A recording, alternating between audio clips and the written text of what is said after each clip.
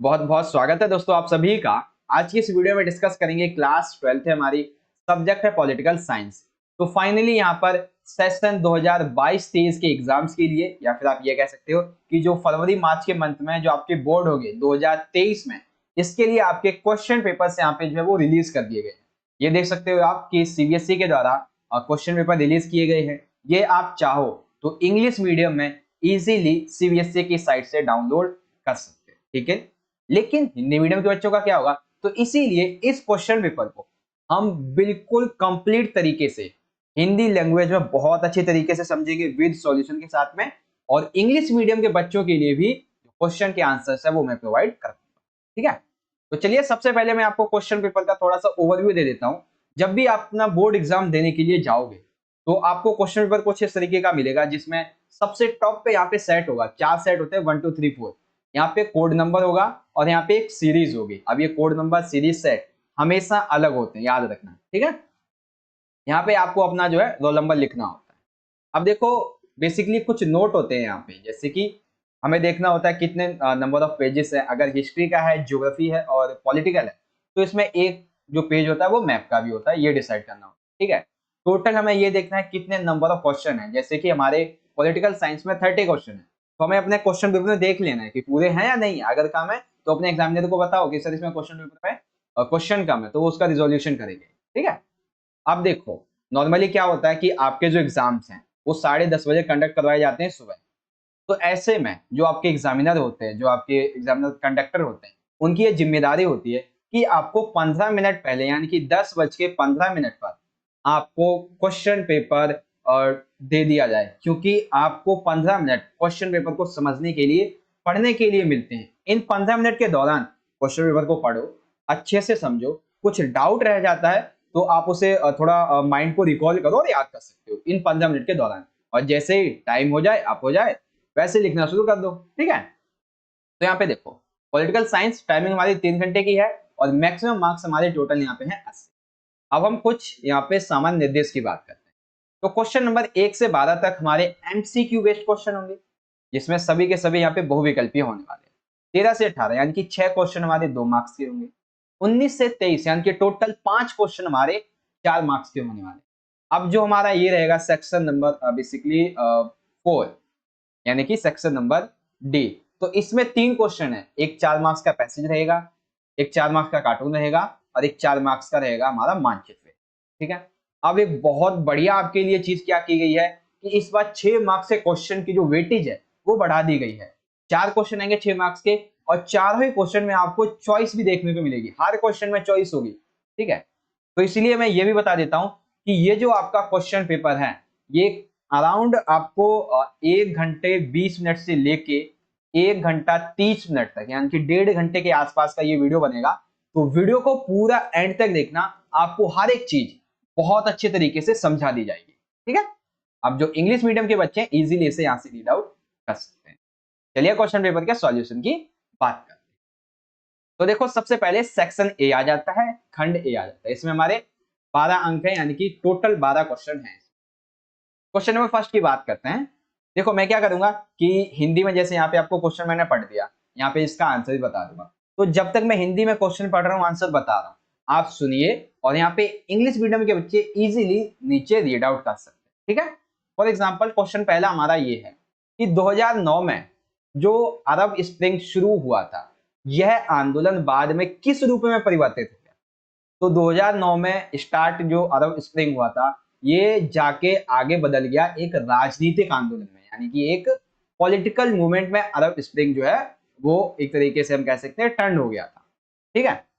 Second question क्या है, उस नेता का नाम बताइए जिससे 1991 में तख्ता पलट का सामना करना पड़ा। यानी कि ऐसा कौन सा नेता सोवियत संघ का, जब सोवियत संघ में तख्ता पलट हुआ 1991 में, उस समय ये विद्यमान थे। तो राइट आंसर है Mikhail Gorbachev, option number second, ठीक है। थर्ड क्वेश्चन क्या है, आसियान वे के लिए सबसे उपयुक्त कथनों में से एक का चयन करें। यानी कि आसियान वे, आसियान के बीच में आपस में बातचीत करने के तरीके की बात हो रही है, तो यानी कि सिंपल सी बात है, आसियान सदस्यों के बीच में एक अनौपचारिक और सहकारिता बातचीत का जो तरीका है वो है आसियान वे के संबंध के बाद, ठीक है। यानी कि option number second is the right answer. ठीक है, इसी तरीके से अब यहाँ पे आ जाता है हमारा क्वेश्चन नंबर 4। इसमें देखो बहुत ही इंटरेस्टिंग क्वेश्चन है, मासीट्रिस्ट संधि, ठीक है, और साथ ही साथ यूरोपीय मुद्रा जो कि यूरो हुआ करती थी। तो मासीट्रिस्ट संधि, यूरोपीय मुद्रा यूरो, इसको मानने से इनकार करने वाले ऐसे कौन से देशों का, इनमें से दो देशों का समूह है जिससे हमें पहचानना है। तो ये चार ऑप्शन है। तो आपने चैप्टर नंबर 4 में पढ़ा होगा, जब यूरोपीय संघ का गठन हो रहा था तो उसमें मासीट्रिस्ट संधि और यूरोपीय मुद्रा को मानने से इनकार करने वाले देशों में शामिल थे डेनमार्क और स्वीडन। डेनमार्क और स्वीडन ये इस समूह में शामिल थे। ठीक है, तो इंग्लिश में आप इजीली पढ़ सकते। अब यहाँ पे क्वेश्चन नंबर 5 और 6 जो है वो अभिकथन और कारण वाले प्रश्न, यानी कि दो क्वेश्चन अभिकथन और कारण वाले हैं। कैसा क्वेश्चन है कि देखो कथन ए है और कारण आर होगा, तो हमें पहचानना है सही है गलत है, या फिर सही नहीं है तो व्याख्या करता है, व्याख्या नहीं करता तो सही होगा, इस तरीके से। देखिए समझिए कैसे करते हैं इन क्वेश्चन को, ये भी समझाऊंगा। देखिए क्वेश्चन नंबर 5 क्या कहता है, इसमें अभिकथन देखिए क्या कहता है। अभिकथन कहता है पारंपरिक सुरक्षा विश्वास निर्माण को हिंसा से बचने के साधन के रूप में स्वीकार करती है, यानी कि पारंपरिक जो सुरक्षा है वो विश्वास निर्माण को हिंसा से बचने के रूप में स्वीकार करती है। ठीक है, कारण क्या कहता है, विश्वास निर्माण एक प्रक्रिया है जिसमें देश अपने प्रतिद्वंदियों के साथ विचारों और सूचनाओं को साझा करते हैं। देखो जब भी आप अभिकथन और कारण वाले क्वेश्चन करोगे तो एक चीज हमेशा याद रखना,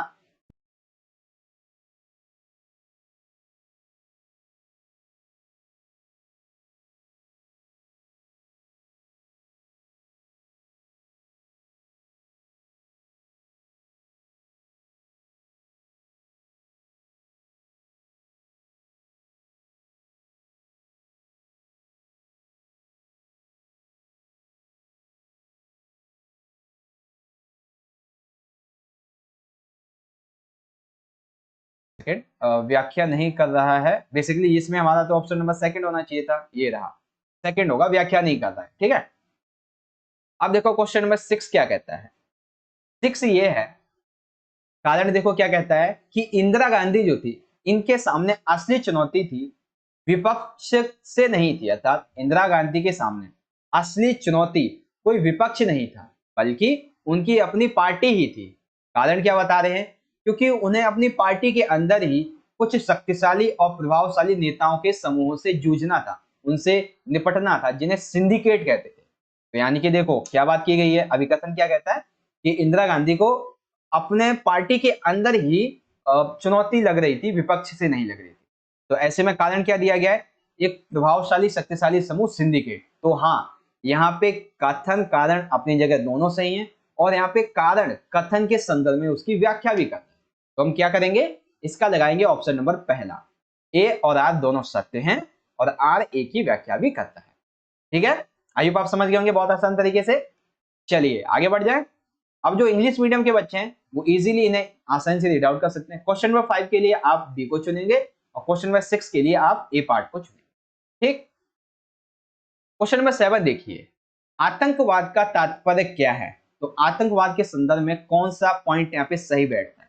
तो आतंकवाद एक क्रूर हिंसा का प्रयोग करके समाज में भय और व्यवस्थित वातावरण तैयार करना होता है। अर्थात आतंकवाद का मतलब होता है कि एक हिंसा फैलाओ, समाज में भय उत्पन्न करो, लोगों को डराओ, ये सारी चीजें। तो terrorism refers to option number B. ठीक है, क्वेश्चन नंबर 7 समझ में आ गया। चलिए क्वेश्चन नंबर 8 देखिए, अब इसमें हमें बताना है नीति आयोग के बारे में कौन सा कथन सत्य है। बेसिकली ये चार कथन है हमारे सामने। क्या क्या कथन है, पहला ये है कि नीति आयोग केंद्र सरकार के थिंक टैंक के रूप में काम करता है, बिल्कुल ठीक है। आतंकवाद के खिलाफ यहाँ पे ये कार्रवाई करता है, बिल्कुल गलत है, क्योंकि आतंकवाद के खिलाफ ये कार्रवाई नहीं करता है। नीति आयोग सहकारी संघवाद की भावना से कार्य करता है, राइट है। नीति आयोग ने बड़े राज्यों के लिए अधिक भूमिका निभाई है और छोटे राज्यों के लिए छोटी भूमिका, यानी कि दोनों स्तर पे कार्य सही कर रहे हैं, यानी कि ये भी ठीक है। तो अब हमें देखना क्या है जिसमें पहला तीसरा चौथा राइट हो, यानी कि ऑप्शन नंबर 3। तो ऑप्शन नंबर 3 नीति आयोग के बारे में हमारा राइट होगा कि पहला ऑप्शन भी ठीक है हमारा, सेकंड भी ठीक है, फोर्थ भी ठीक है। Option number 3 is the right answer. ठीक है, आई होप आप समझ गए होंगे। तो इस तरीके से आप यहाँ पे 8 के बारे में जब पढ़ोगे तो इनमें से ये कार्य नहीं करता है, तो राइट आंसर बनेगा ऑप्शन नंबर सी। ठीक, अब देखो क्वेश्चन नंबर 9 क्या कहता है। उस व्यक्ति का नाम बताइए जिसने द्वितीय पंचवर्षीय योजना का प्रारूप तैयार किया। प्रथम पंचवर्षीय योजना का जो प्रारूप था वो किसके द्वारा तैयार किया गया, उसी तरीके से यहाँ पे बताया गया है सेकंड का। तो प्रथम का तैयार किया गया था के एन राज, अगर आपको याद हो, के एन राज के द्वारा। और द्वितीय पंचवर्षीय योजना जो कि 1956 से 1961 तक चली थी, इसका खाका तैयार किया था पीसी महाल लोविस्टो, पीसी महाल लोविस के द्वारा। ठीक है, option number 4 is the right answer. ठीक है, अब इसी तरीके से एक और आ जाता है। अब यहाँ पे देखो हमें क्या करना है, कथन को काल के अनुसार यानी कि समय के अनुसार लगाना है। पहले कौन सी घटना होती है, फिर कौन सी घटना होती है। तो यहाँ पे देखो पहला क्या है, दूसरा आम चुनाव, फिर है वीवी गिरी भारत के राष्ट्रपति चुने जाते हैं, चौथा आम चुनाव, कांग्रेस आर सीपीआई गठबंधन के आम चुनावों में कई सीटों के पास जीत हासिल करती है। यानी कि अब हमें देखना है कि हम इसे कैसे लगाएंगे। तो सबसे पहले हुए थे दूसरे आम चुनाव, फिर होते हैं तीसरे आम चुनाव, फिर होते हैं वीवी गिरी राष्ट्रपति बनते हैं, और सबसे आखिरी में कांग्रेस आर सीपीआई गठबंधन के चुनाव में कई सीटों पर जीत हासिल करती है। यानी कि ऑप्शन नंबर पहला जो है कोड में, ऑप्शन नंबर फर्स्ट, ये हमारा इसका राइट आंसर। ठीक है बच्चों, आई होप आपको सारी चीजें समझ में आ गई होंगी। इसी तरीके से इंग्लिश में आप देखोगे तो सबसे पहले सेकंड जनरल इलेक्शन हुए, फिर फोर्थ, फिर वीवी गिरी एंड कांग्रेस आर। तो option number A is the right answer. अब सेकंड क्वेश्चन देखते हैं। इलाहाबाद उच्च न्यायालय के उस न्यायाधीश का नाम बताइए जिन्होंने श्रीमती इंदिरा गांधी के चुनावों को अवैध घोषित किया। यानी कि आपको पता है जब बेसिकली आपातकाल लगाने से पहले जब रायबरेली की सीट से चुनाव जीतती है कौन, इंदिरा गांधी, तो उसी के जो प्रतिद्वंदी होते हैं वो इनके ऊपर केस कर देते थे कि इन्होंने धांधलीबाजी से चुनाव जीता है। तो वो केस जाता है इलाहाबाद हाई कोर्ट में। अब इलाहाबाद हाई कोर्ट के ऐसे कौन से नेता थे, मतलब जो जज थे बेसिकली, उन्होंने कहा कि बेसिकली अवैध घोषित कर दिया था, वो कौन से नेता, नेता नहीं बेसिकली हम कहेंगे वो कौन से जज थे। तो राइट आंसर है जगमोहन लाल सिन्हा, ऑप्शन नंबर सेकंड हमारा राइट आंसर। ठीक है, इंग्लिश मीडियम के बच्चे इजीली यहां से पढ़ सकते हैं। आगे आ जाता है क्वेश्चन नंबर 12। आपातकाल की उद्घोषणा के संदर्भ में विषम का पता लगाएं। यानी कि जब आपातकाल की घोषणा की गई उस संबंध में इसमें से कौन सा अलग है, कारणों में कौन सा अलग है। तो कारणों में अगर हम देखें तो संपूर्ण क्रांति भी ठीक है, 1917 की रेलवे हड़ताल भी ठीक है, गुजरात आंदोलन। ये जो नक्सलवादी आंदोलन है ये बिल्कुल भी सही नहीं है, क्योंकि ये आपातकाल के संबंध में नहीं है। ठीक है, तो option number C Naxalite movement is the right answer. तो इस तरीके से हमने सेक्शन नंबर ए के जितने भी क्वेश्चन आंसर थे वो यहाँ पे कर लिए हैं कंप्लीट। ठीक है, यानी कि एक एक मार्क्स के एमसीक्यू बेस्ड जितने भी हमारे क्वेश्चन थे वो हमने कंप्लीट कर लिए हैं। और मैं आशा करता हूं कि आप सभी को हिंदी में भी और इंग्लिश में भी हर एक चीज बहुत अच्छी तरीके से समझ में भी आ रही हो। ठीक है, चलिए अब बारी आती है सेक्शन नंबर बी की। बेसिकली इसमें 2 मार्क्स के हमारे 6 क्वेश्चन है, तो ये भी हमारा 12 मार्क्स का सेक्शन बनता है सेक्शन नंबर। देखिए क्वेश्चन नंबर पहला क्या कहता है, यानी कि क्वेश्चन नंबर 13। क्वेश्चन है बहुद्वीय विश्व की एक विशेषता पर प्रकाश डालिए जैसा कि रूस और भारत दोनों द्वारा कल्पना की। यानी कि भारत और रूस के द्वारा बहुद्वीय विश्व के संबंध में जो एक कल्पना की गई है उसके बारे में समझा।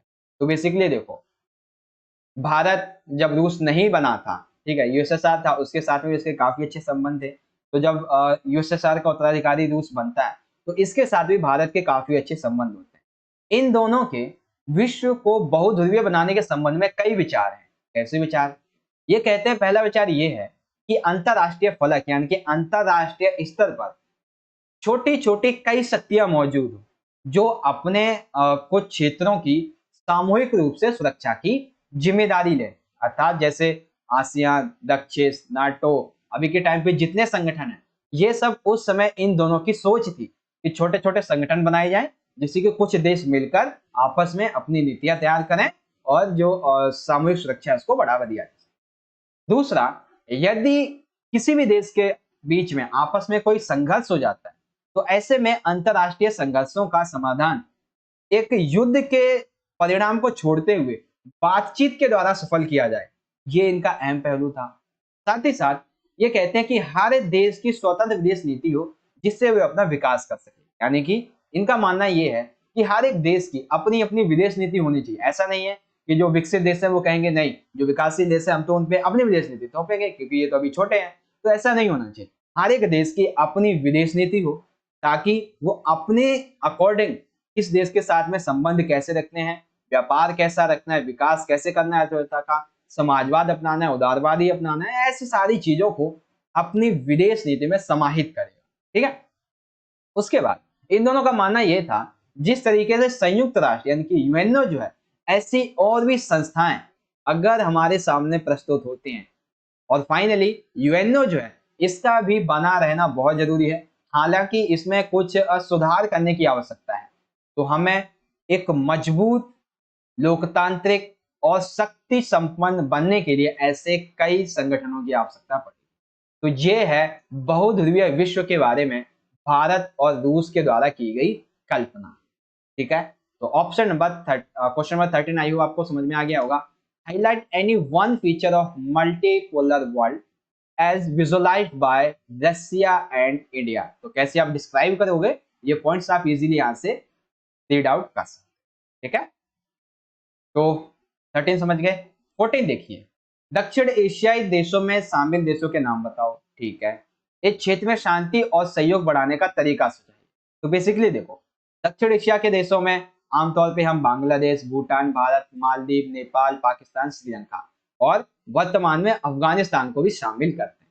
तो ये वो देश है जो कि दक्षिण एशिया में शामिल हुए। अब इन देशों के बीच में शांति सहयोग बढ़ाने के लिए सबसे पहले यहाँ पे बात की गई थी सार्क की। ठीक है। तो शांति एवं सहयोग की बहाली के लिए सार्क की स्थापना की गई थी। तो ऐसे संगठन राजनीतिक, सामाजिक, आर्थिक, सांस्कृतिक क्षेत्रों में कई हद तक इन देशों में विकास करने में सफल रहे, लेकिन ये फिर भी अपनी अन्य कमियों की वजह से विफल हो जाते हैं। फिर यहाँ पे साफ्टा आता है। ऐसे कुछ ये जो यहाँ पे संगठन वगैरह बनाए जाते हैं, इनसे क्या होता है, वहां पे व्यापार को बढ़ावा दिया जा सकता है, आर्थिक, सामाजिक, सांस्कृतिक तौर पे बढ़ावा दिया जा सकता है। तो ये कुछ चीजें हैं जिनके माध्यम से दक्षिण एशियाई देश जो है वो आपस में शांति एवं सहयोग की बहाली कर सकते हैं।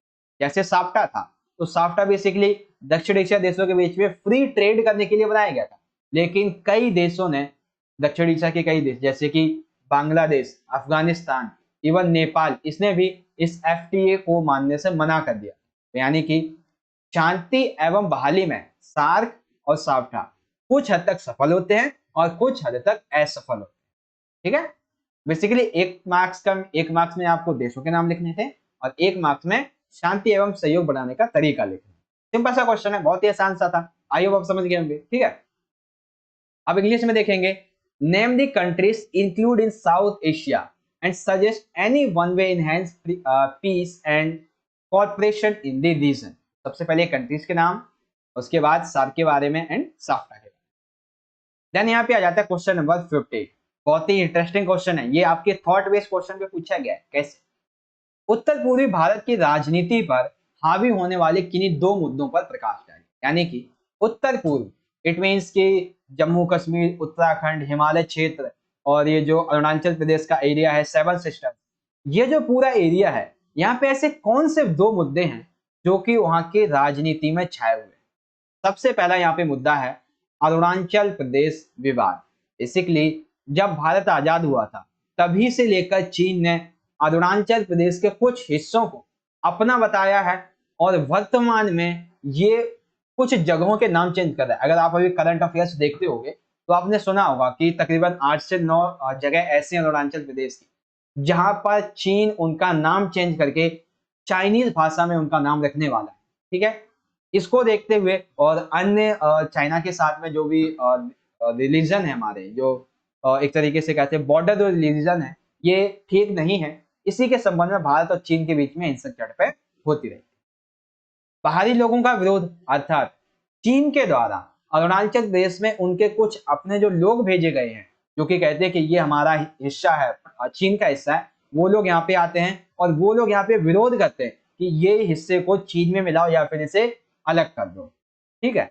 अलग करने की बात आई तो अलगाववाद फैल गया है। असम, अरुणाचल प्रदेश एवं ऐसे कई अन्य क्षेत्र हैं छोटे छोटे स्तर पर जो कि कहते हैं कि हमें इस राज्य से अलग करो या तो हमें कुछ और अधिक अधिकार दो और अधिक स्वतंत्रता स्वायत्तता दो। ठीक है, तो उत्तर पूर्व भारत की राजनीति में ये कुछ मुद्दे हैं। ऐसा नहीं है कि केवल यही है, आप इसके संबंध में और कुछ पॉइंट चाहो तो डाल सकते हो। ठीक है, क्वेश्चन नंबर 15 आपको समझ में आ गया। ठीक इसी तरीके से आप इंग्लिश में यहां से पढ़ सकते हो, highlight any two issues that dominate the politics of north east India. ठीक है, इस तरीके से Arunachal Pradesh dispute, opposition from outsiders and separatism. अब आ जाता है क्वेश्चन नंबर 16। क्वेश्चन नंबर 16 है, मंडल मुद्दे पर प्रकाश डालते हुए भारत में मंडल विरोधी प्रदर्शनों का एक कारण लिखिए। यानी कि मंडल मुद्दा क्या था और इसके संबंध में जो विरोध हुए थे इसके बारे में कारण लिखना है। तो समझिए मंडल मुद्दा क्या था। तो बेसिकली मंडल मुद्दा संबंधित है मंडल आयोग की सिफारिशों से।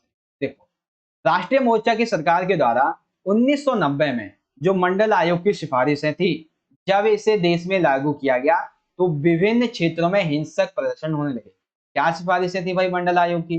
तो मंडल आयोग का कहना यह था कि केंद्र सरकार में लगभग 27% नौकरियां आरक्षित करो और कुछ सीटें जो है वो हमारे लिए आरक्षित कर दो। तो जब ये बात कही गई तो ऐसे में समाज में दो तबके उभर के सामने आए। एक तो वो जो ओबीसी के आरक्षण के समर्थक में थे और एक वो जो ओबीसी के आरक्षण के समर्थक नहीं थे, यानी कि उसके विरुद्ध में थे। तो इन दोनों के बीच में ये जो विवाद था, मंडल आयोग की सिफारिशों का विवाद, ये बना मंडल मुद्दा। ठीक है, और जब ये मंडल आयोग की सिफारिशें लागू की जाती हैं तो देश के विभिन्न हिस्सों में बहुत सारे विरोध प्रदर्शन होने लगते हैं। और इसी विरोध प्रदर्शन में एक महिला थी जिसका नाम था इंदिरा साहनी। इसीलिए इन्होंने उत्तर भारत में बेसिकली सरकार के फैसले को ना मानने के लिए उत्तर भारत में एक बहुत बड़ा आंदोलन चलाया और यहाँ तक कि सर्वोच्च न्यायालय में जाकर उन्होंने इसके खिलाफ अर्जी भी दायर की। तो ऐसे में मंडल आयोग के विरोध में जो एक बहुत बड़ा आंदोलन चलाया इस महिला ने, इसीलिए इसे इंदिरा साहनी के नाम से जाना जाता है। ठीक है, इस मुद्दे से 1989 से भारत में राजनीतिक आकार देने की एक महत्वपूर्ण भूमिका निभाई। अर्थात ये जो मुद्दा था 1989 का, ये वर्तमान में आज भी राजनीति के लिए एक बहुत महत्वपूर्ण मुद्दा बना हुआ है, हालांकि ये अभी तक खत्म नहीं हुआ। ठीक है ना, तो मंडल मुद्दे पर प्रकाश डालते हुए मंडल विरोधी आंदोलन या फिर जो प्रदर्शन है इसका क्या कारण था, आई होप आप समझ गए। ठीक है, इसी तरीके से आप इंग्लिश में इसे लिख सकते हो, while throwing some light on the Mandal issue give one reason for anti Mandal protest in India। ठीक है, ओके। क्वेश्चन नंबर 17 आ जाता है, 2 मार्क्स का है।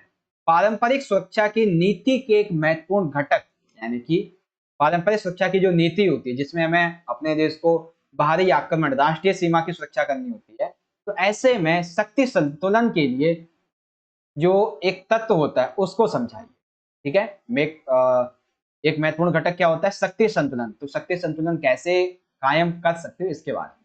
तो बेसिकली देखो, सुरक्षा की पारंपरिक धारणा के अंतर्गत एक देश के अंतर्गत बाहरी और राष्ट्रीय सुरक्षा को मजबूत बनाते हुए शक्ति संतुलन एक अहम तत्व यहाँ पे निकल के सामने।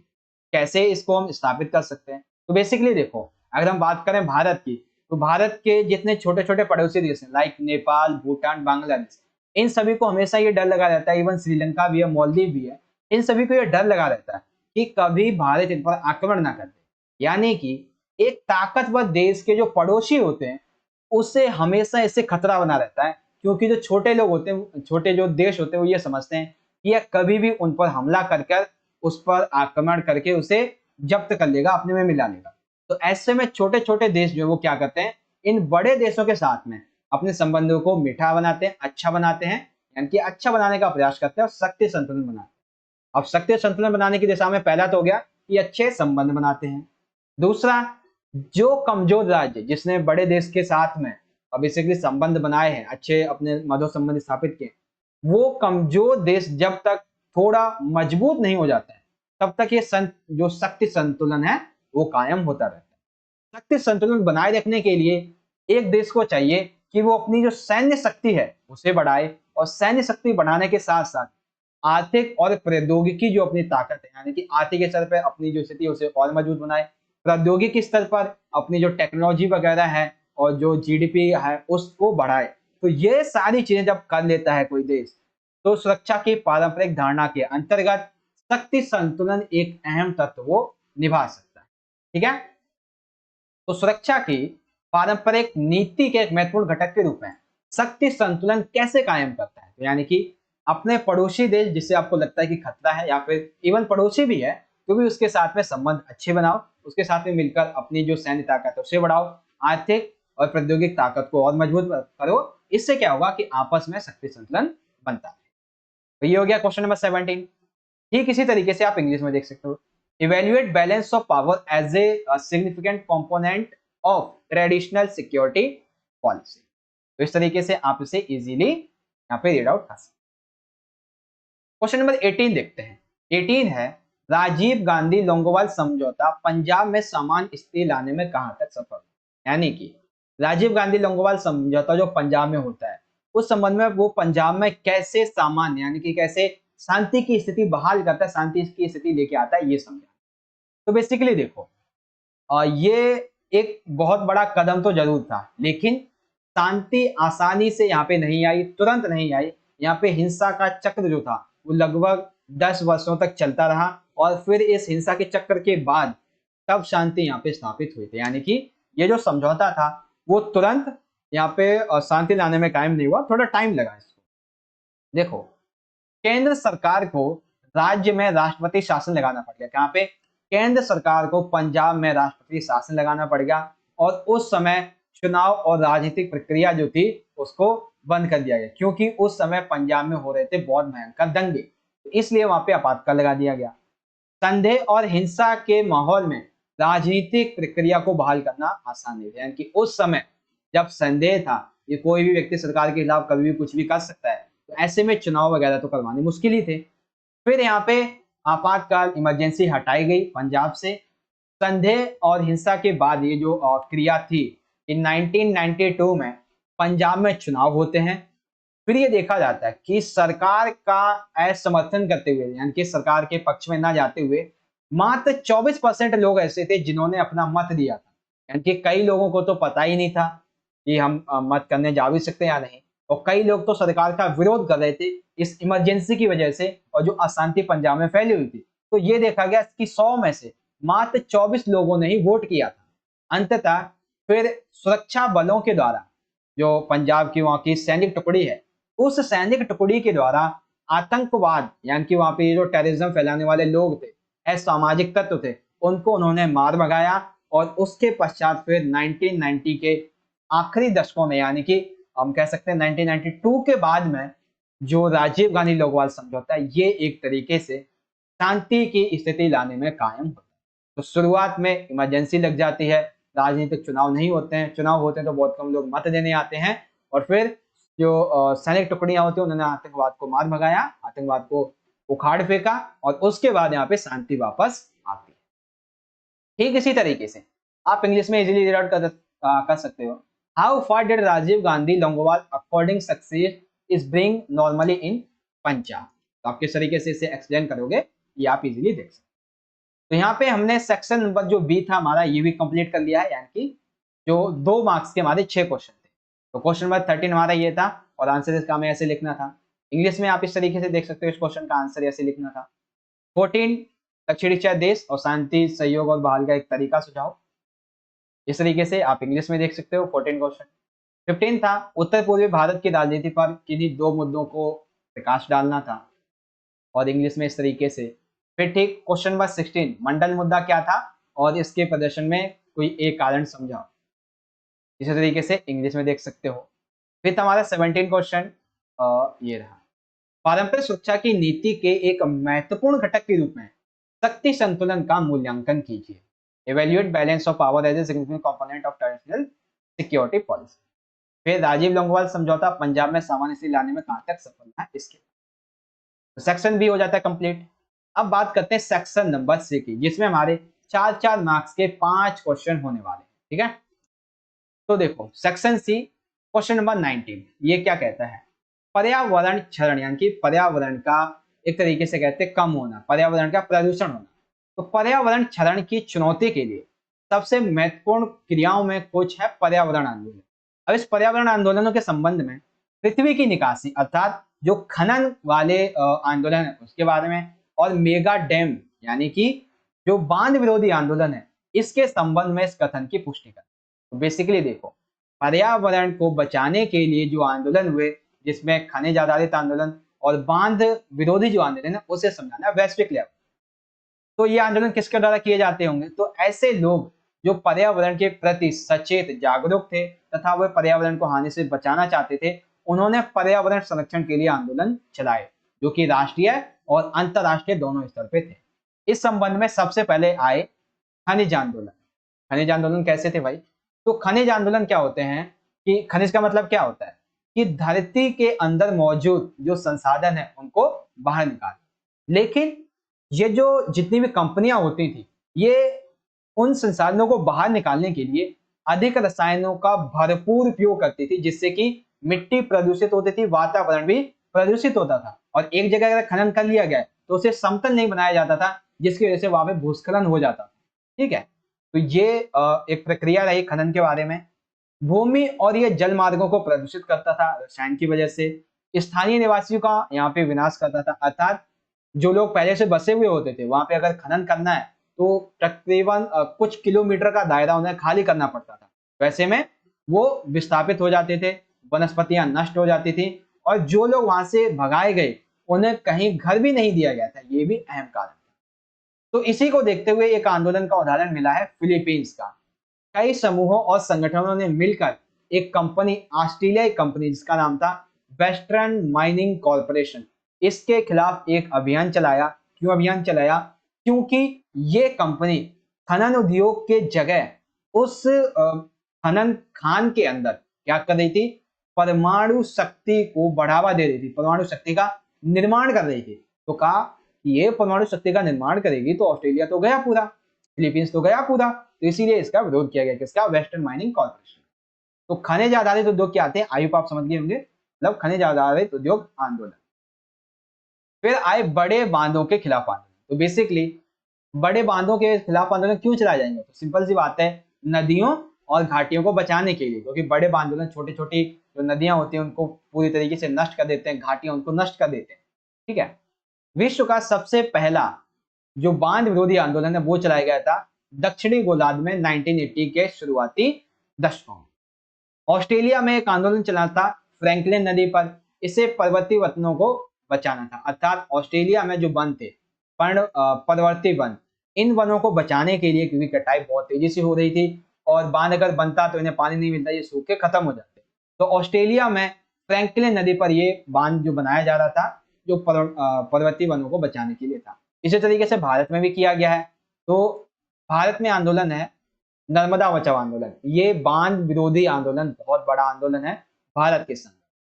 तो आपको समझ में आ गया कि खनिज उद्योग आधारित आंदोलन कौन से थे और बड़े बांधों के खिलाफ आंदोलन कौन से। तो क्वेश्चन नंबर 19 आई होप आपको अच्छे से क्लैरिफाई हो चुका होगा।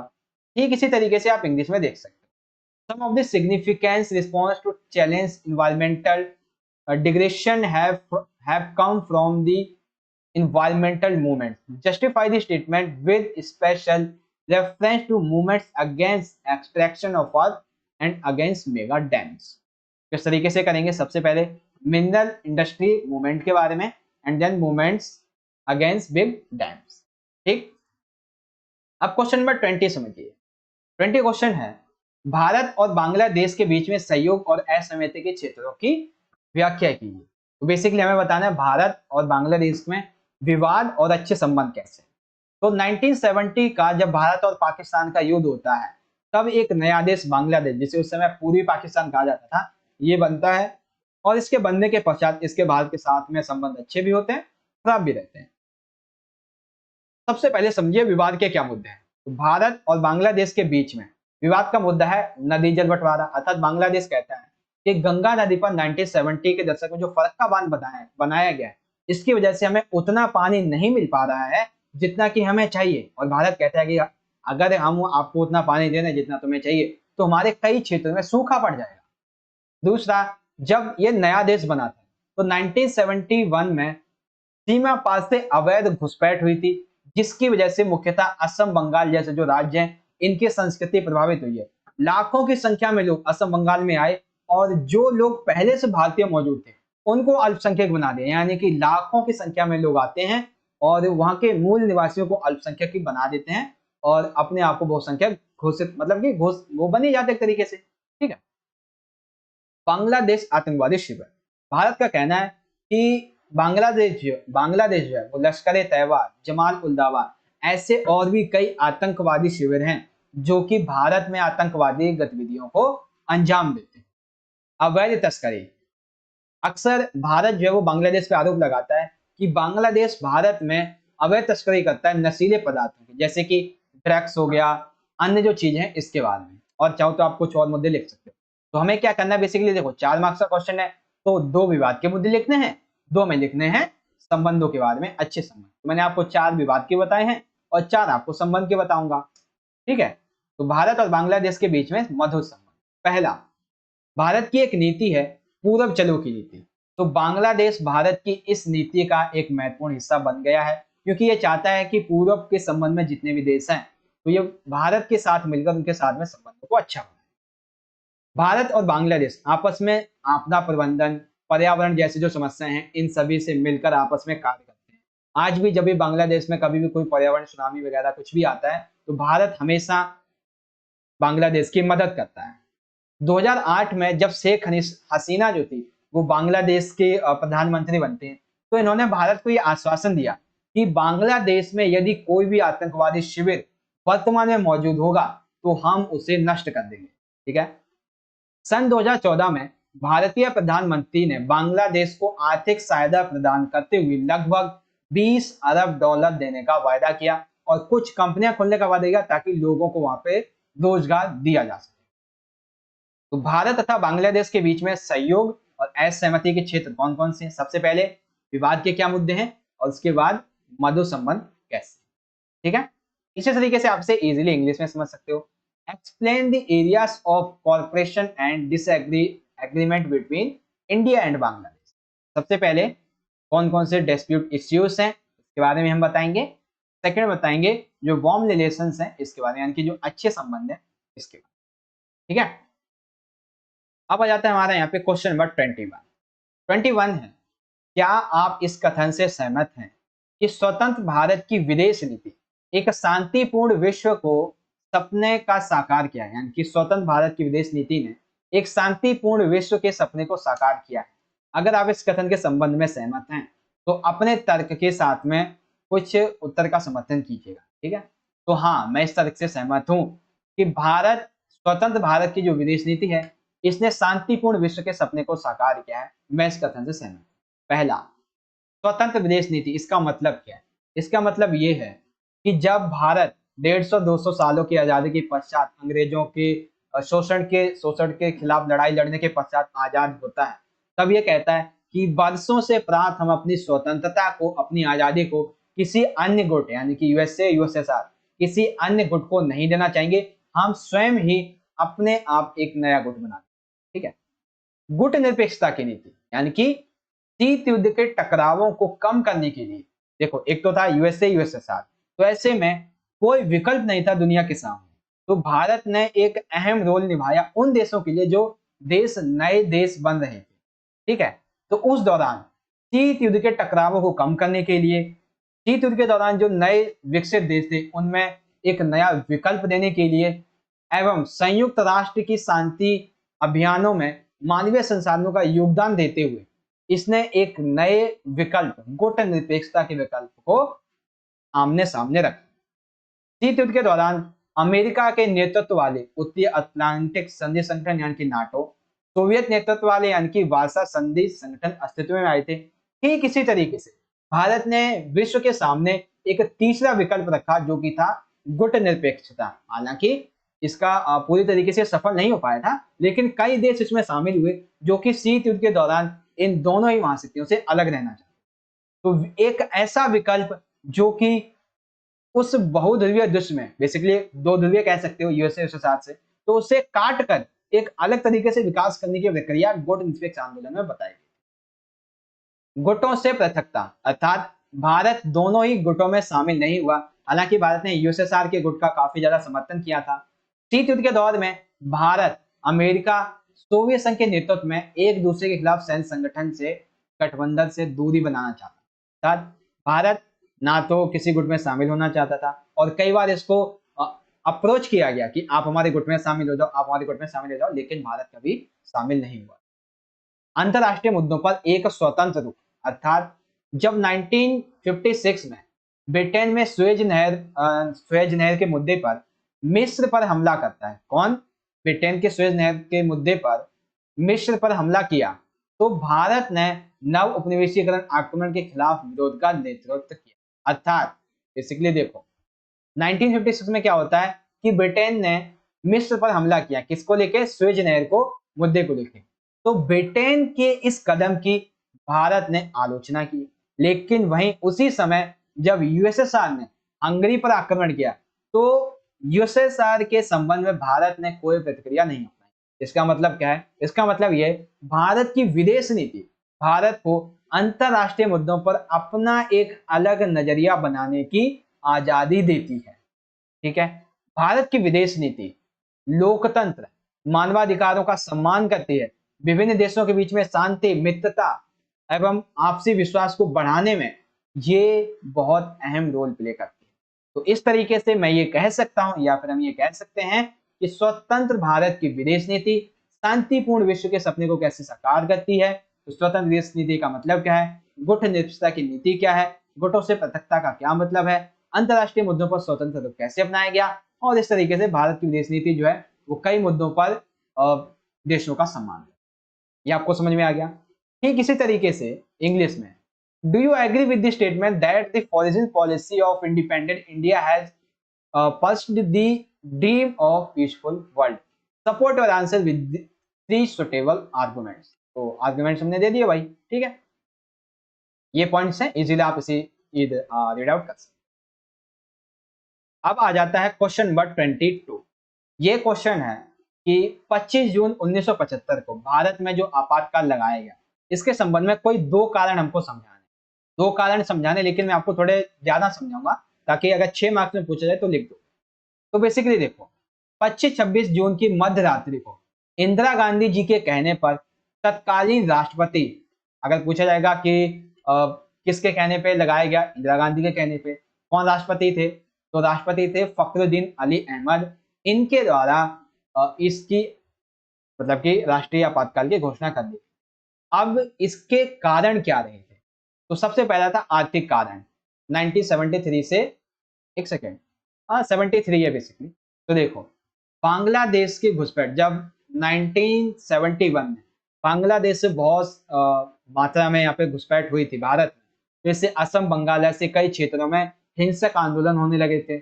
आर्थिक प्रतिबंध, भारत में जब 1960 के दशक में अकाल पड़ता है, ठीक है, अकाल पड़ने की वजह से महंगाई बढ़ती है तो भ्रष्टाचार बढ़ता है, खाद्यान्न का आयात करना पड़ गया था, जो हमारी मुद्रा थी रुपए, उसको और ज्यादा गिराना पड़ गया था, यूएस डॉलर में हमें व्यापार करना नहीं था। इसी संबंध में यूएसएसआर ये भारत के सामने मदद के रूप में प्रवेश करते हैं और इसकी मदद भी करते हैं। तो ऐसे ये आर्थिक कारण है जिसकी वजह से आपातकाल लगाएगा। छोटी सी पृष्ठभूमि थी। एक गुजरात आंदोलन था 1974 का, इसी तरीके से बिहार भी आंदोलन था। 1974 में गुजरात के जो छात्र थे ये पढ़ रहे थे, तो इन्होंने देखा कि कैंटीन में हम जो खाना खाते हैं, हमारी जो पुस्तक है, हमारी जो किताबें हैं, हमारी जो फीस है, अन्य जो शिक्षण सामग्रियां हैं, एकदम से सरकार के द्वारा इस पर और ज्यादा पैसे बढ़ा दिए गए, टैक्स बढ़ा दिया गया। तो ऐसे में सरकारी नौकरियों, सरकारी संस्थाओं में भ्रष्टाचार बढ़ने के खिलाफ एक आंदोलन छेड़ दिया। इस आंदोलन का नेतृत्व किया मोरारजी देसाई के द्वारा, और फिर इसी के संबंध में बिहार में एक आंदोलन छेड़ा गया जिसका नेतृत्व किया था जेपी नारायण के द्वारा। ठीक है, आर्थिक कारण क्या है? गुजरात आंदोलन क्या था? फिर आया संसद मार्च।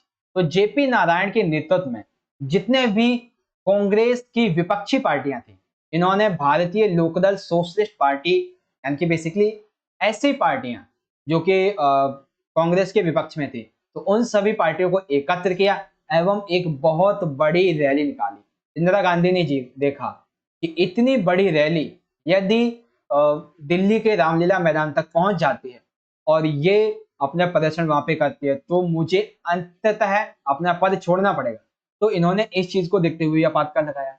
एक दूसरा यहाँ पे और कदम था कि जब 1971 में इंदिरा गांधी जी रायबरेली की सीट से चुनाव जीतती हैं, तो उसी सीट से जो लड़ने वाले व्यक्ति थे उन्होंने इनके ऊपर केस कर दिया।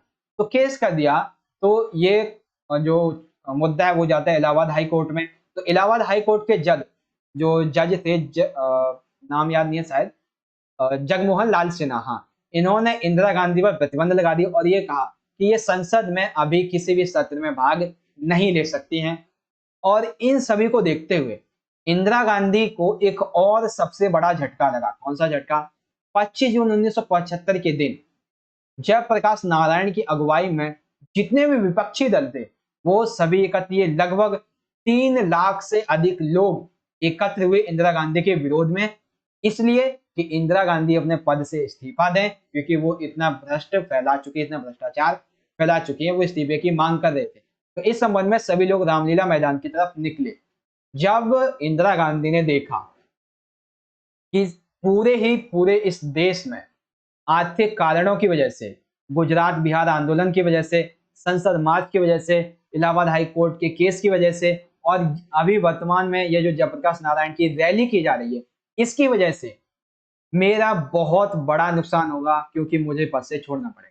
तो इन सभी को एकदम से ठप करने के लिए, एकदम से बिल्कुल शून्य करने के लिए इन्होंने 25-26 जून की मध्य रात्रि को फखरुद्दीन अली अहमद को कॉल लगाया और कहा कि फखरुद्दीन अली अहमद जी अब आपातकाल लगा दीजिए, क्योंकि अब मेरे पास कोई रास्ता नहीं बचा है। तो ये आपातकाल यहाँ पे लगा दिया। ठीक है, अब ना यहाँ पे क्वेश्चन बनता है कि क्या कॉल के आधार पे हो जाता है आपातकाल लग जाना? देखो उस टाइम ऐसा कोई नियम नहीं था कि आपातकाल कैसे लगाया जाए, लेकिन उसके पश्चात जब आपातकाल लग गया तो इसके विरोध के प्रदर्शन के पश्चात, आपातकाल के विरोध के पश्चात एक संशोधन किया गया कि यदि आपातकाल लगाना है तो सबसे पहले आपातकाल लगाने के कुछ मापदंड तैयार किए गए। इन मापदंड पे लगाया जाएगा जब तक कि देश में बहुत बड़ा सशस्त्र विद्रोह ना हो जाए, आपके खिलाफ रैलियां हो रही हैं, विरोध प्रदर्शन, इस पे आपातकाल नहीं लगा सकते हो। ठीक है, एक बड़ा इश्यू होना चाहिए तब लगा सकते हो, है ना। और ये कहा गया कि आपातकाल लगाना है तो लिखित तौर पर संसद में आपको वो प्रतिलिपि सौंपनी पड़ेगी। ठीक है, लेकिन आपातकाल लगाने से पहले ऐसा कुछ नहीं था, लेकिन लगाने के बाद में ये चीजें क्लियर की गई। ये आपातकाल के सबक है एक तरीके से। तो आपको समझ में आ गया आपातकाल लागू करने के कौन कौन से कारण रहे। तो यहाँ पे इंग्लिश में देखोगे, analyse 2 reasons for the imposition of national emergency in India June 25 to 1970। तो economic factors, Gujarat movements, parliament march, जो इलेक्शन होते हैं, और उसके बाद आखिरी ये। तो इस संबंध में ये भी चीज आपको समझ में आ गई। अब आ जाता है अगला क्वेश्चन। अगला क्वेश्चन ये है कि द्वितीय विश्व युद्ध के बाद सोवियत संघ एक महाशक्ति बना, यानी कि सोवियत संघ एक द्वितीय महाशक्ति के रूप में उभरा था। हालांकि कुछ ही समय में सोवियत व्यवस्था नौकरशाही और सत्तावादी हो गई, जिससे उसके नागरिकों का जीवन था वो कठिन हो गया। यानी कि हमें सिंपल सा बताना है सोवियत संघ की प्रणाली की क्या विशेषताएं थी और सोवियत संघ की प्रणाली पर नौकरशाही का शिकंजा कैसे कस सकते। ठीक है, तो उपरोक्त कथन से मैं सहमत हूं कि द्वितीय विश्व युद्ध के दौरान सोवियत संघ एक महान शक्ति बन के उभरा था, लेकिन कुछ ही समय में ये सत्तावादी हो गए, जिससे नागरिकों का जीवन कठिन हो गया। अब देखो इसको एक्सप्लेन कैसे करेंगे। तो सबसे पहले बताएंगे सोवियत प्रणाली। सोवियत प्रणाली के अंतर्गत इसका यूएसएसआर की अर्थव्यवस्था का विकास योजनाबद्ध तरीके से किया जा रहा था और राज्य ने अपने हाथ में ज्यादातर कानून नियम ले रखे। विश्व की दूसरी सबसे बड़ी अर्थव्यवस्था मानी जा रही थी अमेरिका के बाद। इसका एक अपना उन्नत घरेलू उत्पाद था। पिन से लेकर हवाई जहाज तक, कार तक ये खुद ही बनाते थे, खुद ही हर एक चीज का उत्पादन करते थे। सोवियत संघ में उद्योग, परिवहन और संचार प्रणाली बहुत ही मजबूत थी, जिससे व्यापार और जो भी सूचना का आदान प्रदान होता है आसानी से किया जा सकता है। इसके पास अपने विशाल ऊर्जा संसाधन थे, जिसकी वजह से ये आधुनिक हथियार भी बना पा रहा था। एक तरीके से बेरोजगारी बिल्कुल ना के बराबर हुआ करती। तो ये वो कहानी है जब द्वितीय विश्व युद्ध के पश्चात सोवियत संघ एक मजबूत अर्थव्यवस्था के रूप में उभरता है, लेकिन फिर धीरे धीरे करके ये सत्तावादी हो गई, अर्थात नौकरशाही का शिकंजा इस पे कसता चला गया। मतलब धीरे धीरे करके जो प्रणाली थी वो सत्तावादी हो गई। इसमें क्या हुआ कि नागरिकों को लोकतंत्र का जो अधिकार दिया गया था जो अभिव्यक्ति का अधिकार दिया गया था उसे छीन लिया गया। अर्थात कोई भी नागरिक अब सरकार के खिलाफ विरोध प्रदर्शन नहीं कर सकता। इसीलिए जनता कहानी, कविता, पोस्टर इनके माध्यम से सरकार के खिलाफ विरोध प्रदर्शन करती थी, क्योंकि अगर आप सरकार के खिलाफ बोलोगे तो कम्युनिस्ट पार्टी आपको जेल में डाल देगी, दंड देगी।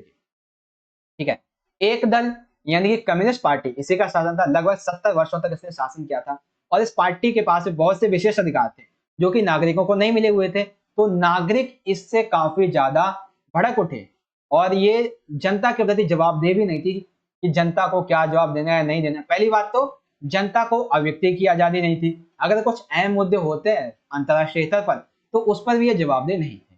ठीक है, अन्य गणराज्य यानी कि हमें पता है रूस जो था वो 15 गणराज्यों से मिलकर बना हुआ था, तो उन गणराज्यों में से सिर्फ एक रूस जो था इसके मुद्दों को, इसकी बातों को यहाँ पे ज्यादा रखा जाता था। अन्य जो 14 गणराज्य थे उनकी देशों को कोई अहम महत्व नहीं दिया जाता था। तो वो देश जो थे इस प्रणाली के तहत अपने आप को उपेक्षित समझ रहे थे, यानी कि वो कहते थे जब हमारा इसमें कुछ, हमारी बातों को सुना ही नहीं जाता है तो हम क्यों रहेंगे, तो वो भी अलग होने लगे। तो इसी तरीके से सोवियत प्रणाली एक सत्तावादी हुई और आखिरकार सोवियत प्रणाली का विकास रुक गया, सोवियत संघ का विकास रुक गया। कैसे? हथियारों की ओर, इसके पास जितने भी प्राकृतिक संसाधन, जितना पैसा था उसने अधिक से अधिक हथियारों को बनाने में लगाया। 1979 में जब उसने अफगानिस्तान में हस्तक्षेप किया तो कई हजार सैनिक मारे गए, साथ ही साथ आर्थिक, इसकी जो अर्थव्यवस्था थी वो पूरी तरीके से पिछड़ गई। इसका जो व्यापार था वो बहुत कम हो गया, इसके पास मुद्रा की कमी हो गई, खाद्यान्न की कमी हो गई एवं इन अन्य कारणों की वजह से सोवियत संघ का जो विकास था वो पूरी तरीके से ठहर गया, पूरी तरीके से रुक गया था। तो इस तरीके से द्वितीय विश्व युद्ध के पश्चात किस तरीके से सोवियत संघ एक महाशक्ति बना था, कुछ ही समय में ये सत्तावादी होती चली गई, जिसके बाद नागरिकों का जीवन कैसे कठिन हो गया और ये पूरी तरीके से कैसे रुकी। आई होप आपको ये क्वेश्चन बहुत अच्छे तरीके से क्लैरिफाई हो चुका हो। ठीक है बच्चों, आशा करता हूं आपको समझ में आ गया होगा। अब इसी तरीके से इंग्लिश में देखेंगे। The Soviet union become a great power after second world war, however in no time the Soviet system become a bureaucratic and authoritarian, making life difficult for its citizens. Do you agree with the give statement, give arguments to prove your answer? तो सबसे पहले हम बताएंगे, ओ भाई रुक जा, कहाँ चला गया, एक सेकेंड। हाँ, तो सबसे पहले हम बताएंगे सोवियत सिस्टम क्या था, यस में मेरा आंसर है। उसके बाद the bureaucracy grip on this Soviet system and the development of Soviet system stalled. ठीक है, इस तरीके से हमारा यहाँ पे जो सेक्शन नंबर सी होता है 4 मार्क्स के क्वेश्चन वाला, आपको दिखा भी देता हूँ एक बार। हाँ, ये सेक्शन नंबर सी, इसके जितने भी क्वेश्चन आंसर थे वो हमने कंप्लीट कर लिए हैं और मैं आशा करता हूँ आपको हर एक क्वेश्चन बहुत अच्छे तरीके से समझ में भी आ रहा होगा। कोई भी कोई क्वेश्चन डाउट हो तो इंस्टाग्राम में आपको लिंक मिल जाएगा, उसमें जाके लिंक पे क्लिक करना, फॉलो कर लेना, मैसेज कर लेना, टाइम जैसे ही मिलेगा आपको आपके सवाल का जवाब दे दिया जाएगा। ठीक है, और हाँ यहाँ पे ना आई बटन में कुछ लिंक्स मिलेंगे आपको, उनको चेक कर लेना क्योंकि उससे आपको बहुत हेल्प मिलेगी उन वीडियो से। ठीक है, अब आ जाते हैं हमारे सेक्शन नंबर डी, यानी कि खंड डी, खंड 4 है। बेसिकली 4 मार्क्स के इसमें 3 क्वेश्चन है हमारे, यानी कि टोटल 12 मार्क्स का ये सेक्शन। तो यहाँ पे देखो क्या है, नीचे दिए गए गद्यांश को पढ़ें और उसके बाद प्रश्नों का उत्तर दीजिए। तो चलिए पढ़ते हैं। देखो गद्यांश को पढ़ना इसलिए जरूरी है क्योंकि कई बार क्वेश्चन 2 से 3 क्वेश्चन उसी गद्यांश में दिए हुए होते हैं। ठीक है, चलिए गद्यांश को पढ़ते हैं। 1990 के दशक की शुरुआत में विश्व राजनीति के द्विध्रुवीय ढांचे के अंत के बाद यह स्पष्ट हो गया कि राजनीति और आर्थिक शक्ति के वैकल्पिक केंद्र अमेरिका के प्रभुत्व को सीमित कर सकते हैं। इस प्रकार यूरोपीय संघ और आसियान एक ताकत के रूप में उभरे। ब्रिक्स विश्व मंच की शक्ति के एक नए केंद्र के रूप में उभरा। ब्रिक्स शब्द ब्राजील, रूस, भारत और दक्षिण अफ्रीका को संदर्भित करता है। ब्रिक्स के मुख्य उद्देश्य मुख्य रूप से प्रत्येक राष्ट्र की आंतरिक नीतियों और पारस्परिक समानता है, इसमें हस्तक्षेप न करने के अलावा अन्य सदस्य देशों के बीच पारस्परिक आर्थिक लाभ और वितरण करना है। ब्रिक्स का 11वां सम्मेलन 2009 ब्राजील में। ये आपको समझ में आया। ब्रिक्स के संबंध में, ब्रिक्स के निर्माण से पहले केवल 2 गुट थे, उसके बाद ये एक रह गए, केवल अमेरिका, उसके बाद ब्रिक्स, ऐसे अन्य संगठन उभरे इसके बारे में। अब समझो इसके क्वेश्चन आंसर। तो देखिए क्वेश्चन में पहला क्या कहता है, उस राजनीतिक नेता का नाम बताइए जिसने ब्रिक्स के 11वें सम्मेलन की अध्यक्षता की। तो देखो, इतना तो मैं बता दिया कि 2019 में हुआ था, कहाँ पे, ब्राजील में। लेकिन अध्यक्षता किसने की? तो राइट आंसर है जैकब जुमा के द्वारा। सेकंड क्वेश्चन है, ब्रिक्स के बारे में निम्नलिखित में से कौन सा कथन इनमें से सही है? तो इसमें से जो सही कथन है वो ये है कि ब्रिक्स के संबंध में जितने भी देश हैं, पांचों देश एक दूसरे की आपसी समानता का सम्मान करते हैं। ठीक है। सेकंड क्वेश्चन है, वर्ष डैश में अपनी पहली बैठक में दक्षिण अफ्रीका को शामिल करने के बाद ब्रिक जो था वो ब्रिक्स बन जाता है। ठीक है। तो बेसिकली जो आपकी मार्किंग स्कीम है उसमें देखोगे तो 2009 इसका राइट आंसर दिया गया, जबकि हमें पता है कि ब्रिक्स जो था वो यानी कि ब्रिक पहले BRIC के नाम से के जानते थे। फिर इसमें जब 2010 में अफ्रीका को शामिल किया जाता है, साउथ अफ्रीका को, तब ये ब्रिक्स बन जाता है। तो इसकी पहली बैठक की बात हुई है तो ये 2009 में ही बता दिया गया था कि 2010 में हम साउथ अफ्रीका को शामिल करेंगे। ठीक है। तो ऑप्शन सेकंड है। ब्रिक्स की स्थापना 2006 में हुई थी। तो ब्रिक्स की स्थापना के संबंध में कौन सा राइट है? तो ये हुई थी बेसिकली, इसका राइट आंसर है रशिया यानी कि रूस। ठीक है। तो इस तरीके से आपको ये समझ में आ गया। क्वेश्चन नंबर 24, इसके जितने भी क्वेश्चन थे आई होप आपको बहुत अच्छे तरीके से यहाँ पे समझ में आ गए।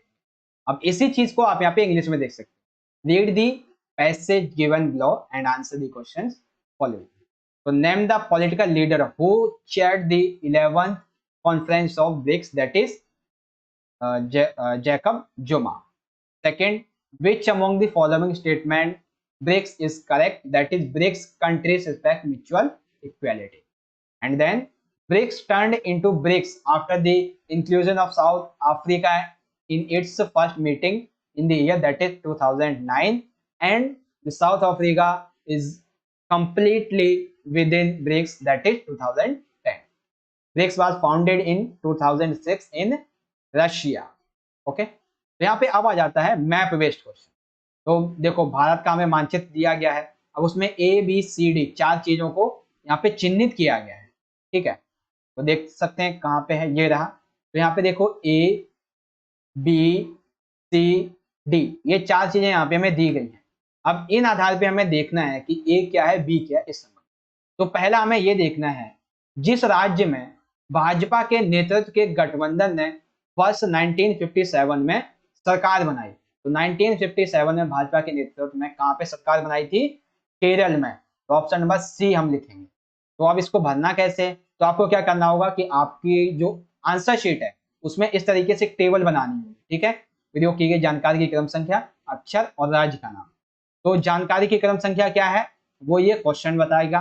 संबंधित अक्षर क्या है? जो आपका उत्तर वाला है। ठीक है। अगर हम बात करें 1957 में जहां पे भाजपा के नेतृत्व में गठबंधन ने सरकार बनाई, तो वो है केरल। तो हम आंसर तो लिखेंगे यहाँ पे केरल, लेकिन जो हमारा अक्षर रहेगा, अक्षर क्या दिया गया है? सी दिया गया। सेकंड क्या है?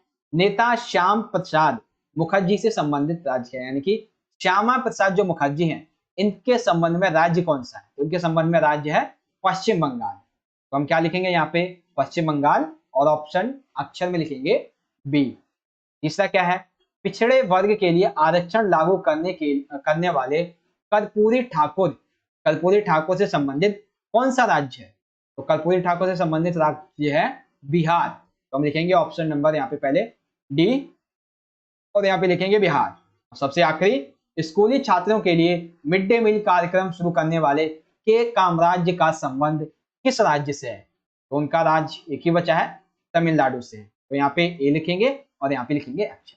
यानी कि देखो आपको कैसे भरना होगा एक तालिका को, कि जो आपका यहाँ पे क्वेश्चन है, ये तो क्वेश्चन की क्रम संख्या होगी। अब यहाँ पे आप अपने क्वेश्चन का आंसर लिखोगे और उस आंसर के अकॉर्डिंग कौन से राज्य में कौन सा यहाँ पे साइन दिया गया है उस साइन को आप भरोगे। ठीक है। इस तरीके से आप अपना मैप का क्वेश्चन भी इजीली फाइंड आउट कर सकते हैं। अब जो बच्चे मैप नहीं कर सकते हैं उनके लिए देखो यहाँ पे क्वेश्चन क्या दिए गए हैं 25 के आधार पे। कांग्रेस का विभाजन का क्या कारण था? तो कांग्रेस का सबसे बड़ा विभाजन का कारण था कि इसके जो प्रमुख नेता हैं इनके बीच में विवाद हो गया, खास करके जो सिंडिकेट और इंदिरा गांधी के पक्ष वाले नेता थे इनके बीच में। सिंडिकेट समूह का नेतृत्व करने वाले किसी एक नेता का नाम बताइए। तो राइट आंसर के कामराज। उस पार्टी का नाम बताइए जिसने पहले 3 आम चुनावों में अपना दबदबा बनाया, कांग्रेस। उस नेता का नाम बताइए जिसने गैर कांग्रेसवाद की रणनीति दी, यानी कि जो सिद्धांत है वो दिया था, तो राम मनोहर लोहिया। देखो ये क्वेश्चन आपसे भी पूछे जा सकते हैं, ठीक है, एक एक मार्क्स में अगले क्वेश्चन पेपर है, लेकिन आपको क्या करना है, यहाँ पे बस याद रख लेना है, समझ लेना है, हालांकि करना तो नहीं है, लेकिन जो दृष्टिवादी बच्चे हैं उनके लिए है बेसिकली, लेकिन आंसर सभी को याद होना चाहिए, है ना। तो ये 4 पॉइंट याद रखेंगे। ठीक इसी तरीके से जो इंग्लिश मीडियम के बच्चे हैं वो इजीली यहाँ से पढ़ सकते हैं। ये 3 स्टेटमेंट्स हैं, 4 स्टेटमेंट्स हैं। अब इसको किस तरीके से आप मैप में भरोगे मैंने आपको समझा ही दिया है।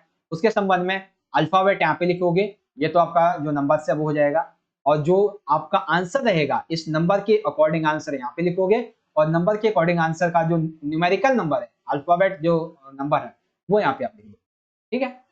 अब इंग्लिश में देख सकते हैं, तो what was the reason of split in Congress, that is due to difference of opinion among the major leaders, and name the leader who lead the syndicate group, that is K Kamraj. Name the party that dominate the first 3 general election, that is Congress, and name the leader who gave the strategy of non-Congressism, that is Ram Manohar Lodhi.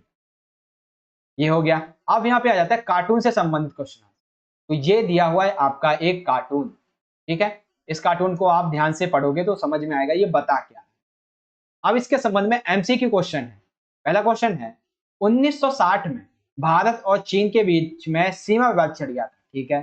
Pandit Jawaharlal Nehru ने चीन के समकक्ष, यानी कि जब चीन के समक्ष बातचीत की थी इस विवाद से निपटने के लिए, तब उस समय चीन के जो नेता थे वो कौन थे, तो उस समय चीन के नेता थे माओ सेतुंग।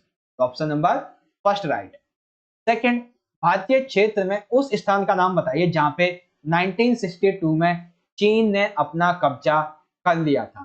तो सिंपल सी बात है, सभी को यह आंसर पता होगा, अक्साई चीन का ऐसा क्षेत्र था जहां पे 1962 में चीन ने अपना कब्जा कर लिया।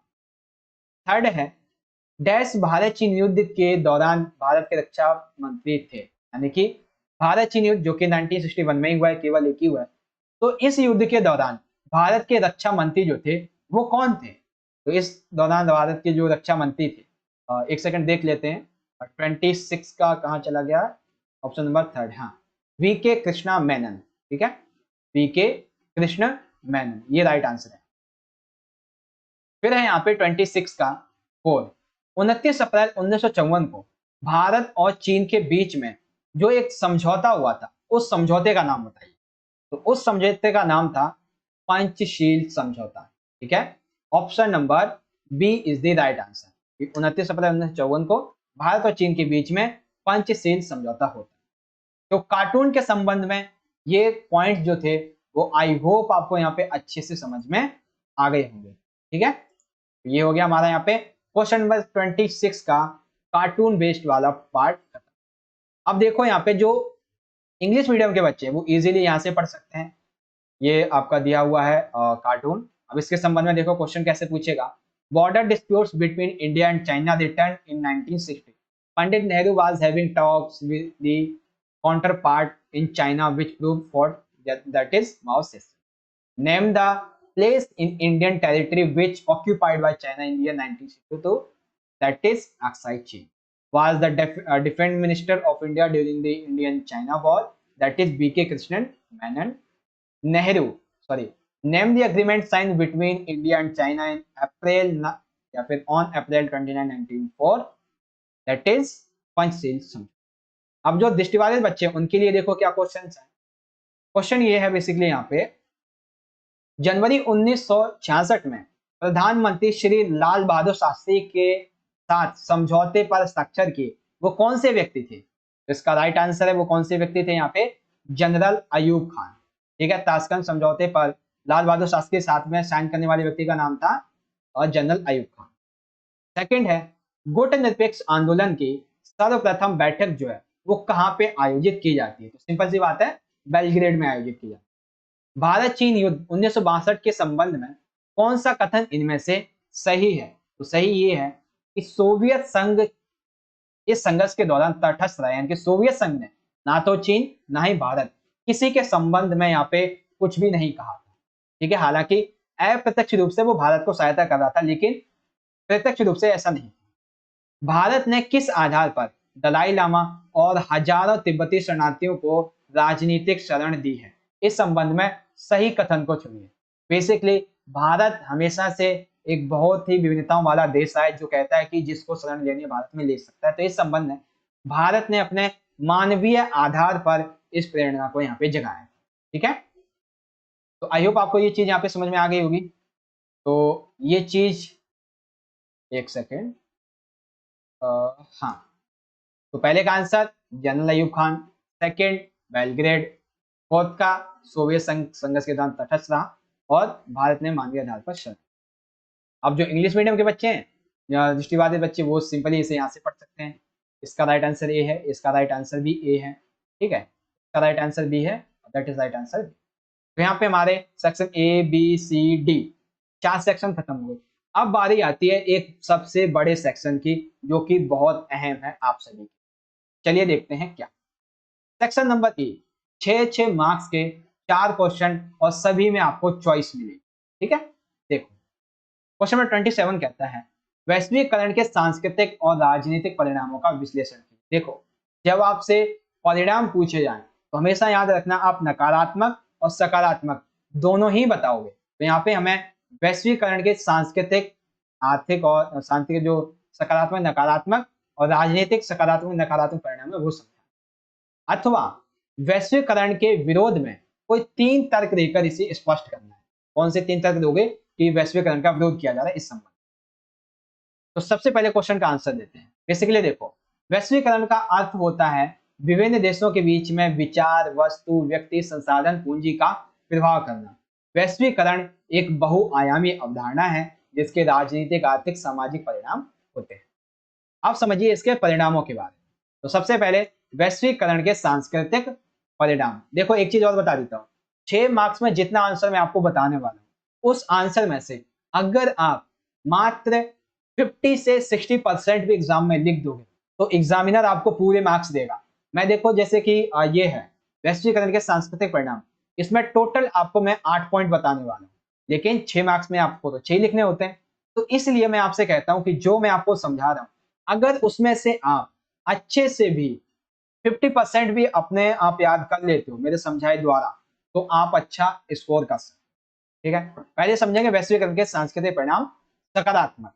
तो क्या हुआ कि जो लोग थे उनके खान पान, रहन सहन में बदलाव आया। दूसरा, लोग जो थे वे विश्व में पश्चिमी संस्कृति को अपनाने लगे जिससे कि पश्चिमी संस्कृति का फैलाव हुआ।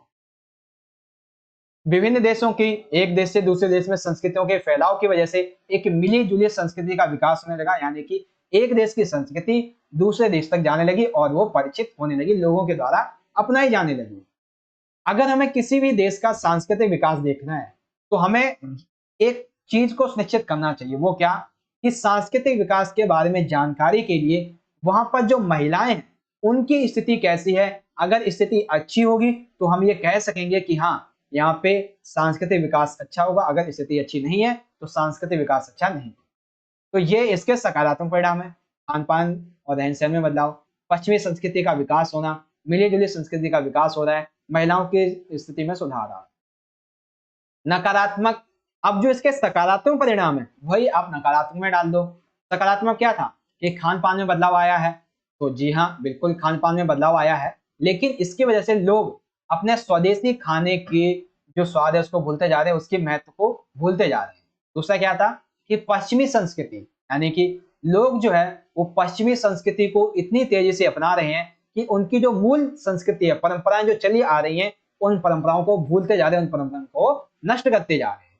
ठीक है, अब इसी संबंध में एक और क्या था सकारात्मक में, मिली जुली संस्कृति का विकास। तो यहाँ पे कहेंगे संस्कृति को पहचानना मुश्किल, क्योंकि विभिन्न देशों की संस्कृतियां आपस में मिल रही हैं, तो ये पहचानना मुश्किल हो गया है कि कौन सा रिवाज, कौन सी रीति, कौन सी परंपरा किस संस्कृति के संबंध में, अर्थात सांस्कृतिक तौर पे विभिन्नता बहुत फैल गई है जिससे समझना मुश्किल। एक ये चीज और देखी गई कि लोग जो है वो अंग्रेजी को अधिक महत्व देने लगे हैं, अर्थात विभिन्न देशों के बीच में अंग्रेजी इतना ज्यादा यहाँ पे फेम बढ़ चुका है उसका, इस लैंग्वेज का, कि लोग ये कहते हैं अगर आपको अंग्रेजी नहीं आती है तो आप वैश्वीकरण से जानते ही क्या हो, क्योंकि वैश्वीकरण का अहम पहलू है अंग्रेजी भाषा। तो वैश्वीकरण के सांस्कृतिक परिणाम में सकारात्मक, सांस्कृतिक परिणाम में नकारात्मक। अब बात करते हैं वैश्वीकरण के राजनीतिक परिणाम। तो राजनीतिक परिणाम में पहले सकारात्मक सुनिए। सकारात्मक परिणाम बेसिकली राज्य को नई आधुनिक प्रौद्योगिकी तथा तकनीकें मिली। अर्थात राज्य जो है वैश्वीकरण के कारण अपने देशों को उसने व्यापार के लिए खोला है, तो बहुत सारी इसके पास आधुनिक प्रौद्योगिकी, नई तकनीकें मिली हैं। इसकी वजह से ये जो अपनी शासन व्यवस्था है वो आसानी से चला पा रहा है। पर्यावरण, कानून व्यवस्था, राष्ट्रीय सुरक्षा, ऐसे बहुत से मुद्दे हैं जिन पर आज देशों की सरकारें एकदम शांतिपूर्ण और व्यवस्थित तरीके से फैसले ले पाती हैं वैश्वीकरण के कारण, क्योंकि इनके सामने सब कुछ पता है कि किस देश से हमें खतरा है, किस देश से हमें खतरा नहीं है, किस देश के साथ में हमें संबंध अच्छे बनाने चाहिए। तो इस संबंध में, पर्यावरण के संबंध में, अपनी कानूनी व्यवस्था, अपनी राष्ट्रीय सुरक्षा के संबंध में जो बेसिकली कार्य है वो आसानी से सोच समझ के करते हैं। कई प्रौद्योगिकीकरण के कारण राज्य जो है वो अब ज्यादा मजबूत हो चुके हैं, क्योंकि राज्य इन प्रौद्योगिकी की वजह से अपने नागरिकों के बारे में अच्छे से जानकारी प्राप्त कर सकते हैं। हमारे देश में कहाँ पर क्या नकारात्मकता, क्या सकारात्मकता फैली हुई है, देश को कैसे एकत्र किया जाए, इस संबंध में बहुत सारी त्रुटियां जो होती हैं उसको दूर करने के लिए ये तकनीकें सहायता देती हैं। एक तरीके से वैश्वीकरण के राजनीतिक परिणाम स्वरूप भारत या फिर अन्य देश जो हैं वो इसका प्रयोग करके अपने आप को और मजबूत बना रहे हैं। वहीं इसके कुछ नकारात्मक परिणाम हैं। कौन कौन से हैं भाई? तो देखो, सबसे पहला है राज्यों की सरकार की, यानी कि राज्यों की क्षमता, अर्थात राज्यों की जो ताकत है उसमें कमी आ रही है। एक तरीके से उनका दायरा सीमित हो गया है। अर्थात वैश्वीकरण के कारण अब राज्य जो है उनकी क्षमता, उसकी कार्य करने की क्षमता, उनकी ताकत, उनकी शक्ति का दायरा सीमित हो गया है। पहले ये जो सरकारें थी वो लोगों के लिए, सामाजिक कल्याण के लिए कार्य करती थी, लेकिन अब वो कार्य नहीं कर रही हैं। केवल कुछ ही कार्य, जैसे कि कानून व्यवस्था, शांति सुरक्षा बनाए रखना, इसी में ये अहम रोल प्ले कर रही है। आलोचकों का मानना ये है कि नागरिकों को राज्य के द्वारा जो एक सामाजिक सुरक्षा कवच दिया जा रहा था, ये कवच अब हट चुका है। इसके पुनर्निर्माण की आवश्यकता है, जिसके लिए हमें राज्य को और शक्तिशाली बनाना पड़ेगा। तो ये संबंध है राजनीतिक परिणाम का नकारात्मक। ठीक है, तो आपको समझ में आ गए वैश्वीकरण के सांस्कृतिक और राजनीतिक परिणामों का विश्लेषण। अब समझिए अथवा में वैश्वीकरण के प्रतिरोध के किन्हीं 3 कारणों की व्याख्या की। तो पहले वैश्वीकरण के सांस्कृतिक परिणाम हमने देखे, फिर हमने देखे वैश्वीकरण के राजनीतिक परिणाम। अब हम देखेंगे अपना अगला क्वेश्चन कि वैश्वीकरण के प्रतिरोध में किन्हीं 3 कारणों का वर्णन। तो देखो, हालांकि वैश्वीकरण प्रमुख उद्देश्य जैसे कि अंतर्राष्ट्रीय स्तर पर सहयोग, आर्थिक समानता, विश्व बंधुता की भावना का विकास करना आदि रहा है, और कई हद तक ये अपने इस उद्देश्य में सफल भी हुआ है। लेकिन जैसे कहते हैं ना कि हर सिक्के के 2 पहलू होते हैं, वैसे वैश्वीकरण के भी 2 पहलू, एक सकारात्मक, नकारात्मक। तो यहाँ पे इसका विरोध भी किया गया। विकास तो हुआ लेकिन विरोध भी किया गया। कैसे? क्योंकि एक समान सोच रखने वाले देश, यानी कि जो देश एक जैसी सोच रखते हैं, जैसे कि साम्यवाद, साम्यवाद वाले देश, पूंजीवाद, पूंजीवाद वाले देश, विकसित, विकसित वाले देश, ये सभी देश आपस में मिलकर एक मजबूत ताकत बनकर उभर रहे हैं, अपने विकास कर रहे हैं। तो इस संबंध में जो विकासशील देश हैं उन्हें ये डर सताने लगा है कि कहीं ये हम पर आक्रमण करके हमें भी अपना गुलाम तो नहीं बना लेंगे। तो ये सबसे पहला कारण है। ठीक है, फिर आर्थिक अर्थ में, यानी कि इसकी जो आलोचना है वो आर्थिक अर्थ में की जाती है। पहले तो ये एक पूंजीवादी व्यवस्था है, अर्थात यह अमीरों को और अमीर बना देती है और जो गरीब लोग हैं उन्हें और गरीब बना देती है। कैसे? जितनी भी बहुराष्ट्रीय कंपनियां किसी अन्य देश में जाती हैं तो वहां की जो छोटी, जो लघु उद्योग कंपनियां होती हैं वो खत्म हो जाती हैं, लोगों का रोजगार छिन जाता है, लोग बेरोजगार होते हैं, और एक तरीके से कह सकते हैं सरकार के खिलाफ विरोध प्रदर्शन होने लगता है। दूसरा आता है राजनीतिक अर्थ, अर्थात वैश्वीकरण की वजह से आज जो राज्य है वो कमजोर हो रहा है, राज्य गरीबों के हितों में रक्षा नहीं कर पा रहा है, सरकार अपनी जिम्मेदारियों से पीछे हट रहे हैं। राज्यों के कमजोर होने पर राज्यों का कहना, ये देशों का कहना ये है कि उन्हें आर्थिक क्षेत्र में आत्मनिर्भरता के लिए संरक्षण वाले, यानी कि अपने आप को कुछ चीजों में, कुछ संदर्भों में संरक्षण करना चाहिए, ताकि ये जो बड़ी बड़ी कंपनियां आती हैं जो हम पे ये फैसले थोपे जाते हैं, चाहे यूएनओ वगैरह के हो, इन पे संरक्षण अपनाना चाहिए ताकि हम अपना विकास कर सकें। क्योंकि अगर संरक्षण नहीं अपनाएंगे तो जैसे हम अभी बर्बाद हो रहे हैं आगे चल के भी बर्बाद होते रहेंगे और पूर्ण तरीके से बर्बाद हो जाएंगे। ठीक है, तो आर्थिक अर्थ में कैसे इसका विरोध किया जाता है? राजनीतिक अर्थ में कैसे इसका विरोध किया जाता है, आई होप आप समझ गए होंगे। देन सांस्कृतिक अर्थ में, बेसिकली सांस्कृतिक अर्थ में चिंता ये है कि लोग जो है उनकी परंपरागत संस्कृति को हानि पहुंच रही है, क्योंकि लोग जो पश्चिमी संस्कृति है उसको अपना रहे हैं, अपनी सदियों से जो चली आ रही पुरानी परंपराएं हैं, उनके मूल्यों को, तौर तरीकों को भूलते चले जा रहे हैं। लोगों का कहना यह है कि वैश्वीकरण साम्राज्यवाद का, अर्थात वैश्वीकरण के साथ में बड़ी बड़ी कंपनियां दूसरे देश में भेजो, व्यापार को इतना ज्यादा वहां पे बढ़ा दो कि उनकी निर्भरता कंपनियों पर ही हो जाए और फिर उसके बाद उस पर कब्जा कर लो। तो ये एक साम्राज्यवाद का दूसरा रूप है। वैश्वीकरण के विरोध के लिए सबसे पहले इसकी बात उठती है डब्ल्यूटीओ में।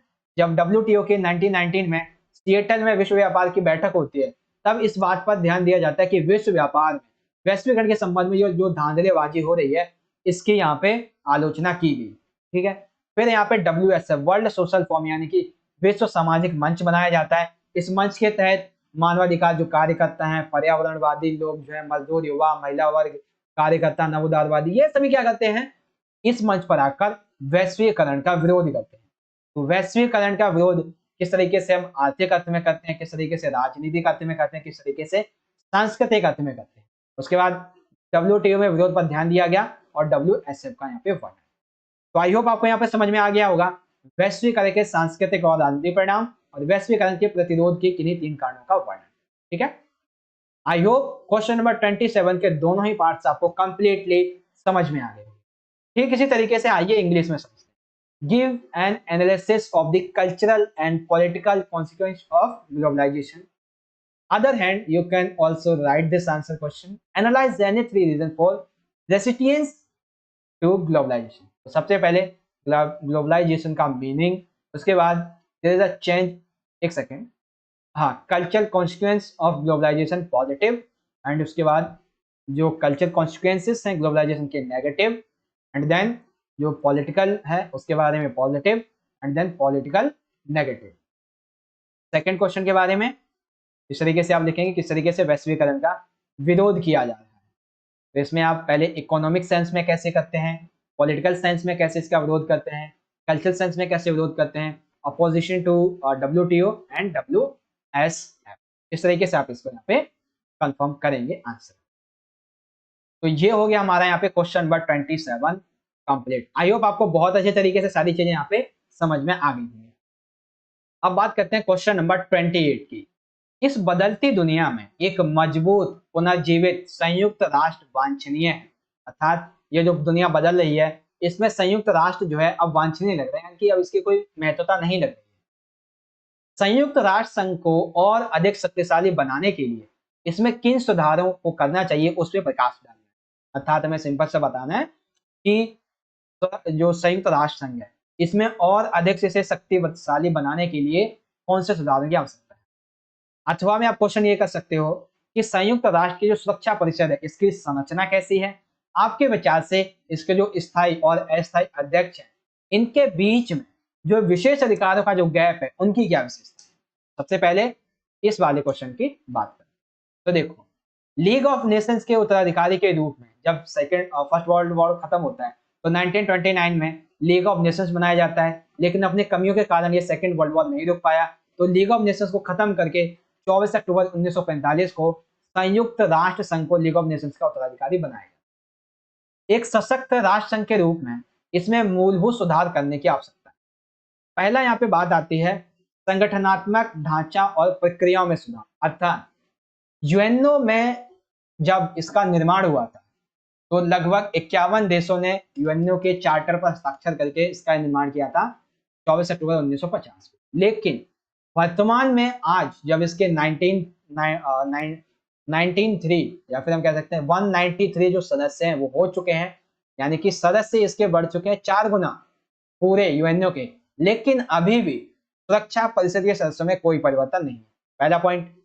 दूसरा, सुरक्षा परिषद की संरचना देखो, महासभा यूएनओ के जितने भी अन्य जो संगठन है उनका तो विस्तार हुआ है, लेकिन जो यूनाइटेड नेशन की सिक्योरिटी काउंसिल है इस सिक्योरिटी काउंसिल में स्थायी और अस्थायी अध्यक्ष जो हैं, जो सदस्य हैं, इनकी संख्या ना ही तो कम हुई है ना ही तो बढ़ी है। ये अभी 5 और 10 के ही बीच में अटकी हुई है।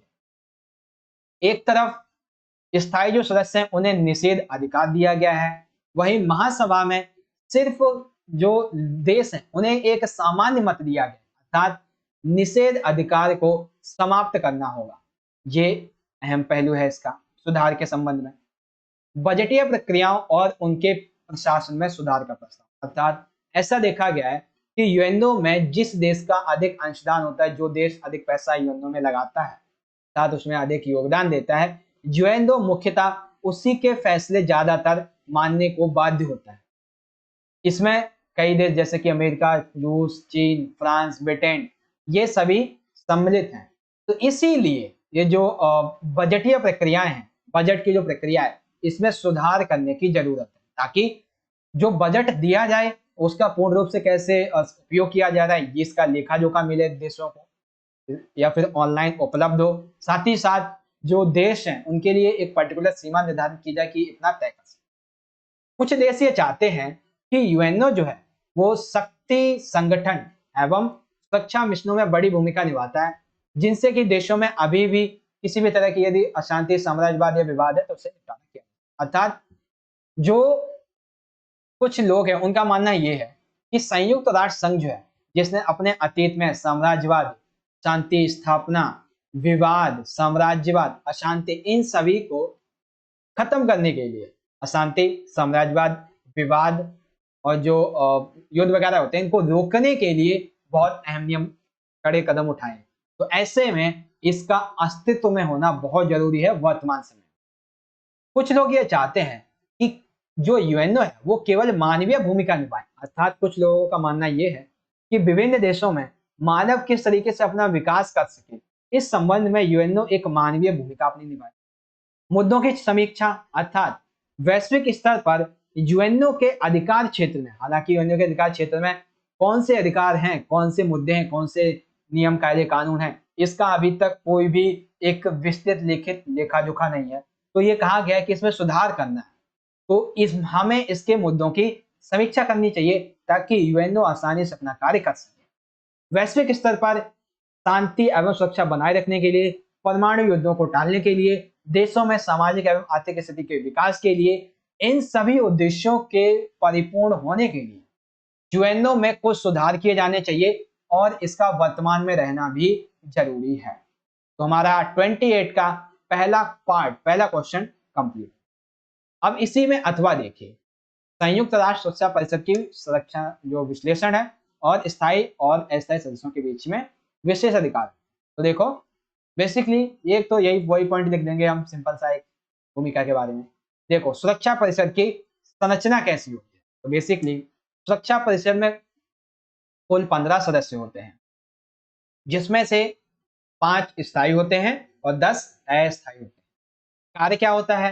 कार्य ये होता है कि देशों के बीच में जो भी विवाद हो उसे सुलझाए, देश में शांति बनाए रखे, यदि कोई उस शांति को भंग करता है तो उसे सजा दे। ठीक है, इसके जो 5 स्थायी सदस्य हैं, अमेरिका महाद्वीप से एक अमेरिका है, यूरोपीय महाद्वीप से ब्रिटेन, फ्रांस और रूस है, एशिया महाद्वीप से केवल एक चीन है। 10 अस्थायी सदस्य हैं जिनका चुनाव 2 वर्षों के लिए होता है और कार्यकाल के तुरंत पश्चात इन्हें दोबारा नियुक्त नहीं किया जा सकता। ठीक है, तो यह है इसकी संरचना बेसिकली। आप समझो सुरक्षा परिषद के स्थायी और अस्थायी सदस्यों के विशेष अधिकारों में मुख्य, तो 2 मुख्य अंतर हैं। कौन कौन से? एक तो है सदस्य विशेष अधिकार। कैसा सदस्य विशेष अधिकार? स्थायी सदस्यता और अस्थायी। स्थायी का मतलब द्वितीय विश्व युद्ध के पश्चात ऐसे देश जो उस समय काफी ज्यादा ताकतवर थे, बहुत ही ज्यादा विश्व के बड़े भूभाग की नुमाइंदगी करते थे, तो उन्हें सुरक्षा परिषद की स्थायी सदस्यता दे दी गई, जिसमें अमेरिका, ब्रिटेन, फ्रांस, रूस और चाइना सम्मिलित थे, जिनको कभी भी बाद में नहीं छीना जा सकता था। उनके ये जो शक्ति है स्थायी सदस्यता की, इसे नहीं छीना जा। अस्थायी लक्ष्य, ये बेसिकली अस्थायी लक्ष्यों में अधिकतर विकास देश सम्मिलित होते हैं, विकासशील देश सम्मिलित होते हैं, जिन्हें वर्तमान में भी अपना विकास करना होता है और इनका चुनाव केवल मात्र 2 वर्षों के लिए महासभा के द्वारा होता है और जब इनका चुनाव कार्यकाल समाप्त हो जाता है तो आने वाले 10 से 20 सालों के लिए ये फिर से एक तरीके से हम कह सकते हैं वापस से अस्थायी अध्यक्ष के रूप में भी नहीं आ सकते, वहीं एक तरफ स्थायी अध्यक्ष जो सदस्य हैं वो जब से यूएनओ बना है तब से राज कर रहे हैं, लेकिन अस्थायी सदस्य 2 साल में आते हैं, मतलब तकरीबन 20 से 25 साल में आते हैं एक बार, वो भी 2 साल के लिए। फिर है वीटो अधिकार यानी कि निषेध अधिकार। हालांकि जो सुरक्षा परिषद है उसमें वीटो पावर एक बहुत अहम भूमिका निभाता है, लेकिन इसकी आलोचना की जाती है। सुरक्षा परिषद की कार्य प्रणाली अलोकतांत्रिक प्रतीक होती है। क्यों भाई? क्योंकि टोटल सदस्य हैं 15, तो इसमें सभी को मिलनी चाहिए, लेकिन ये केवल 5 देशों को मिली है, तो ये अलोकतांत्रिक प्रक्रिया का उदाहरण है। वीटो एक ऐसी शक्ति होती है जो स्थायी सदस्यों के पास है। इसके माध्यम से यदि किसी मुद्दे पर 4 देश जो वो कहते हैं कि इस मुद्दे को हमें लागू करना चाहिए, तो यदि एक देश वहां पे अपनी वीटो का उपयोग कर लेता है, वीटो का पावर का उपयोग कर लेता है, तो उन 4 व्यक्तियों ने जो उस मुद्दे को हाँ भरा था वो रद्द हो जाएगा, क्योंकि एक वीटो उन 4 वीटो को खत्म कर सकता है। ठीक है। अभी तक वर्तमान में संयुक्त राष्ट्र की स्थापना से अभी तक लगभग 250 बार वीटो पावर का उपयोग किया जा चुका है, जिसमें से आधा लगभग 122 बार वीटो का उपयोग किया है रूस ने। इसलिए यदि सुरक्षा परिषद को मजबूत बनाना और प्रभावी बनाना है तो वीटो पावर खत्म करना हो। फॉर एग्जाम्पल, जब भी संयुक्त राष्ट्र संघ में भारत को सुरक्षा परिषद की स्थायी सदस्यता देने की बात उठती है, तो हमेशा चाइना और अमेरिका ये अपनी वीटो पावर का उपयोग करते हैं और उस मामले को वहीं पर रद्द कर देते हैं, यानी कि ये सुरक्षा परिषद में भारत की स्थायी सदस्यता को पाने के लिए एक अड़चन पैदा करते हैं, अकॉर्डिंग टू योर बुक। ठीक है, तो आपको समझ में आया सुरक्षा परिषद की जो संरचना है वो कैसी है, विशेष अधिकारों में जो सदस्यता है उसका क्या मतलब है, और जो वीटो पावर है निषेध अधिकार इसका क्या है। तो क्वेश्चन नंबर 28, ठीक है, 28 के ये दोनों ही पार्ट्स जो थे हमारे वो यहाँ पे हो जाते हैं कंप्लीट, और आशा करता हूँ आपको बहुत अच्छी तरह से यहाँ पे समझ में भी आ गए होंगे। ठीक है, चलिए अब इसी चीज को समझिए इंग्लिश मीडियम के बच्चे। देखो, in the changing world a stringent and revitalized UN is desirable. Highlight the necessary reforms for a empowered United Nations. And second है, analyze the composition of United Nations Security Council. What, according to your opinion, is the major difference in the privileges given in permanent and non-permanent members? Okay. अब इसका आपको answer कैसे लिखना है, तो following can be reforms required for the strongest United Nation, point A B C D. इन सभी को आप इजीली रीड आउट कर लीजिए। ठीक है, मैं आपको पॉइंट सभी के सभी दिखा देता हूँ। और हाँ बच्चों, अगर आपने चैनल को सब्सक्राइब नहीं किया तो कर लेना, क्योंकि ऐसे इंपॉर्टेंट वीडियोस हम आपके लिए लेके आते रहेंगे। सिक्योरिटी काउंसिल का स्ट्रक्चर कैसा होता है, उसके संबंध में मेंबर्स प्रिविलेजेस क्या होता है, और उसके बाद वीटो जो पावर है इसके बाद। अब यहाँ पे आ जाता है क्वेश्चन नंबर 29 क्वेश्चन ये कहता है, देशी रियासतों को भारतीय संघ में शामिल करने के मुख्य कारणों की एक सूची बनाओ। उस नेता का नाम बताइए जिसने इस दिशा में ऐतिहासिक भूमिका निभाई एवं उनका योगदान भी बताइए। तो सबसे पहले ये समझो, अथवा वाले क्वेश्चन हम पढ़ेंगे बाद में, पहले इस क्वेश्चन का आंसर समझो। तो देखो, 14-15 अगस्त की मध्य रात्रि को 1947 में एक नहीं बल्कि 2 देश आजाद हुए थे। एक कौन? भारत, और दूसरा पाकिस्तान। जब भारत आजाद हुआ था तब ये 2 हिस्सों में बटा था। एक ऐसे क्षेत्र जो ब्रिटिश प्रभुत्व वाले थे, और दूसरे देसी रजवाड़े यानी कि रियासतों वाले। रजवाड़े क्या होते हैं बेसिकली? रजवाड़े ऐसे क्षेत्र जिन पर राजा शासन करते हो, जिन्होंने अंग्रेजों की अधीनता स्वीकार कर रखी हो, यानी कि अंग्रेजों की जो अधीनता है वो स्वीकार करते हुए ये अपने क्षेत्र में शासन करते। ठीक है, आजादी के पश्चात भारत में लगभग 565 रियासतें मौजूद थी। यहाँ पर त्रावणकोर के राजा, इन्होंने अपने राज्य को अलग करने की बात कर दी। हैदराबाद, यहाँ के निजाम ने अलग होने की बात कर दी। भोपाल के शासक ने कहा हम संविधान में शामिल नहीं होंगे। तो इन सभी कारणों की वजह से, इन कारणों की वजह से ब्रिटिश इंडिया जो 2 हिस्सों में बटा था, एक तो ब्रिटिश प्रभुत्व और एक देसी रजवाड़ों के बीच में, जिसकी संख्या लगभग 565 थी। इनमें से त्रावणकोर, हैदराबाद, भोपाल ये ऐसी रियासतें थी जो अलग होना चाहती थी। तो इन सभी को देखते हुए भारत को ये लगा कि अब हमारा देश, ये जो अखंड भारत का सपना है वो कहीं ना कहीं टूट जाएगा।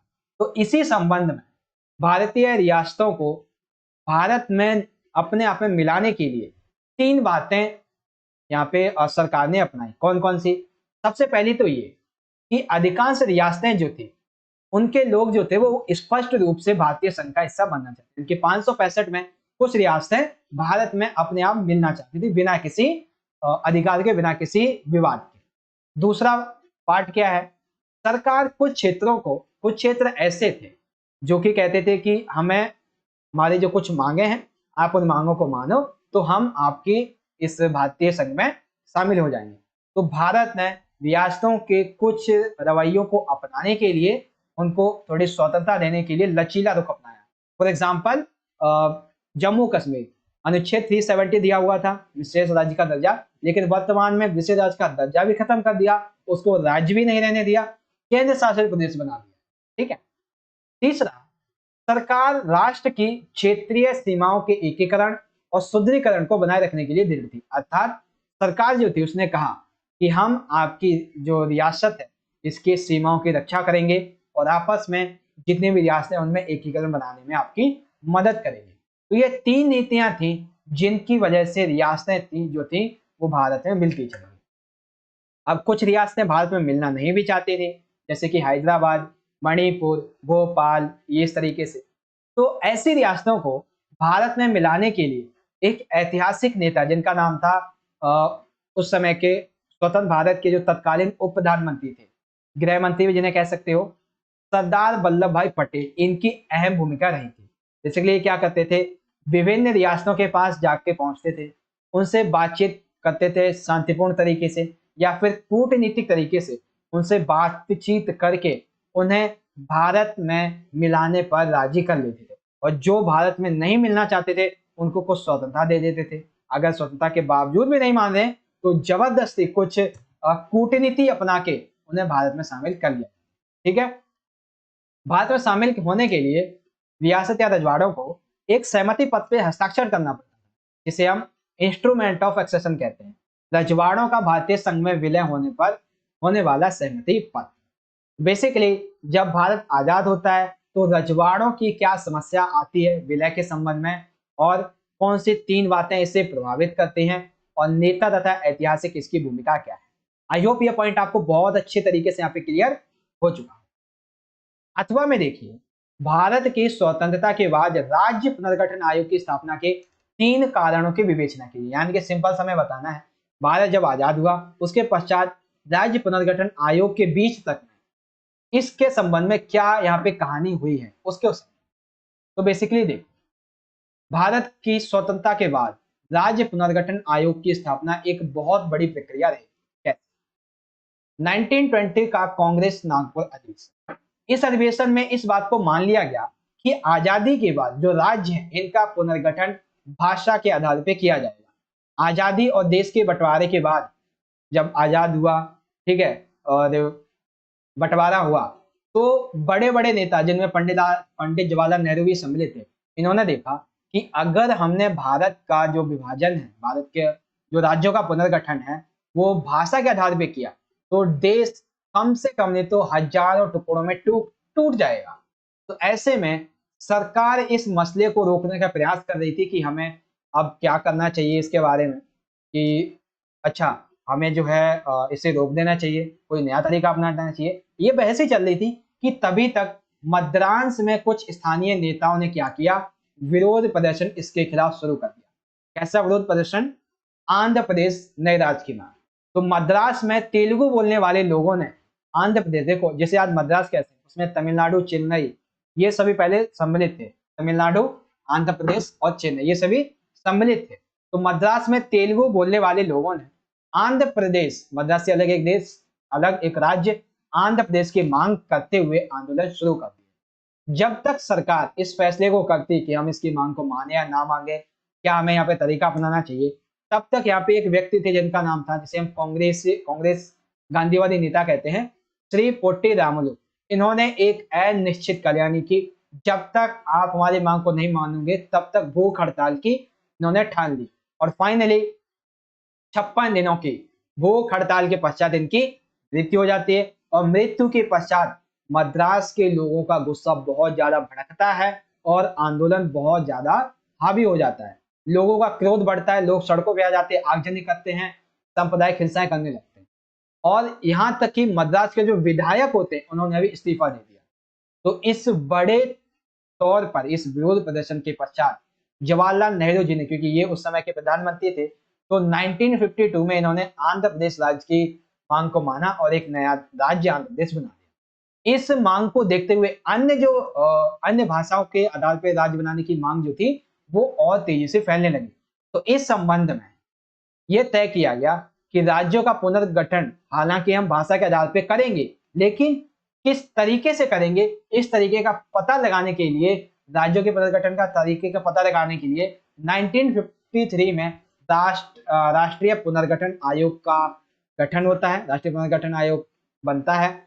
इसने अपने 1956 में रिपोर्ट सौंपी जिसमें यह कहा कि भारत में आपको 14 राज्य बनाने चाहिए और 6 केंद्र शासित प्रदेश बनाने चाहिए, और इस तरीके से भारत बिल्कुल भी टूटेगा नहीं।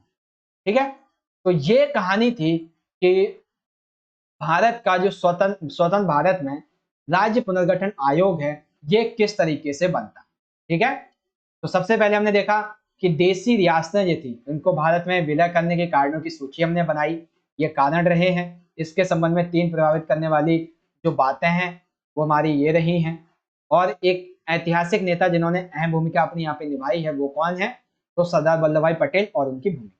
और सबसे इसमें फिर हमने कौन सा क्वेश्चन देखा, भारत की स्वतंत्रता के बाद राज्य पुनर्गठन आयोग किस तरीके से तेजी से यहाँ पे गठित हुआ, इसके कारणों के बाद नागपुर अधिवेशन, नए राज्य की मांग, और फाइनली इस तरीके से ये बन जाए। अब इसी चीज को आप यहाँ पे इजीली इंग्लिश में देख सकते हैं। English the man consideration for bringing the princely state with the Indian Union. Name the leader who played the historic role in the direction. What was his contribution? Discuss 3 reasons for setting up the States Recognition Commission after India's independence. तो इन दोनों question का answer आप easily यहाँ से देख सकते हो। सबसे पहले ये जो प्रिंसिपल स्टेट्स हैं इसके कारणों के बारे में है, उसके बाद इसके संबंध में 3 जो बातें हैं उसके बारे में, एंड जो लीडर थे हिस्टोरिकल रोल जिन्होंने निभाया उसके, यानी यहाँ पे बात आ जाती है कि किस तरीके से स्टेट रिकॉग्नाइजेशन कमीशन बना इसके बारे में। ठीक है, तो ये चीज यहाँ पे हो जाती है हमारी कंप्लीट, और आई होप आपको बहुत अच्छे तरीके से समझ में भी आ गई होगी। अब देखिए क्वेश्चन नंबर 30 क्या कहता है, गठबंधन सरकार है भारत में लोकतंत्र के लिए वरदान साबित हुई है। देखिए ये जो गठबंधन की सरकारें होती हैं ये लोकतंत्र के लिए एक वरदान साबित हुई है। कोई 3 प्रासंगिक तर्क देने हैं, अथवा 1980 के दशक में ऐसे कोई 3 मुद्दे, किन्हीं 3 घटनाओं का वर्णन कीजिए जिन्होंने भारतीय राजनीति पर लंबे इतिहास तक अपने प्रभाव छोड़े।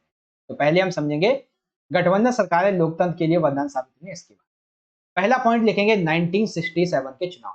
क्यों? क्योंकि इसी में गैर कांग्रेसवाद का सिद्धांत आया।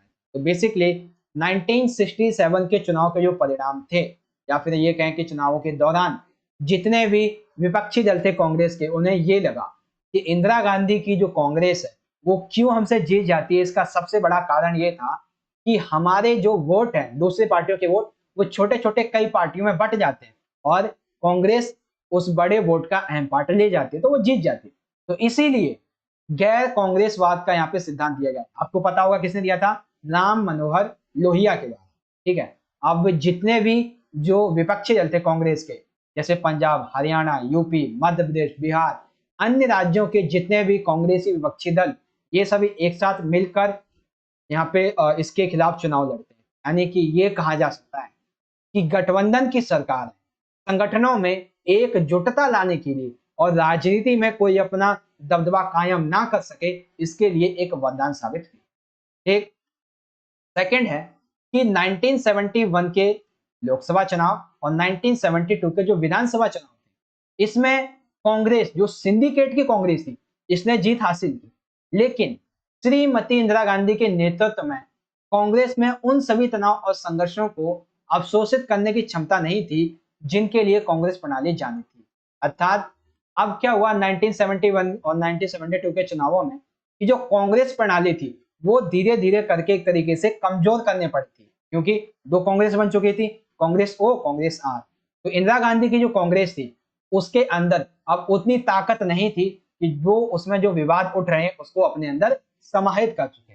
अर्थात कांग्रेस प्रणाली जो कि तकरीबन स्वतंत्र भारत के बाद 1967 तक चली आई थी, वो अब कहीं ना कहीं कमजोर होती हुई लग रही। तो कांग्रेस प्रणाली, गैर कांग्रेसवाद का सिद्धांत, 2 पॉइंट हो गए।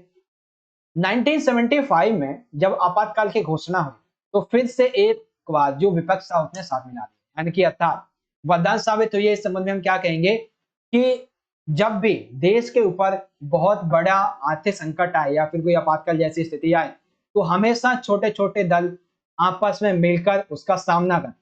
तो ऐसा हुआ 1975 के आपातकाल। जनता पार्टी की सरकार बनी जब 1977 के चुनाव होते हैं और इंदिरा गांधी ये चुनाव हार गई थी। लेकिन जनता पार्टी पूरी तरीके से एकजुट नहीं रह सकी क्योंकि गठबंधन सरकार की हमेशा कुछ ना कुछ कमियां जरूर रहती हैं।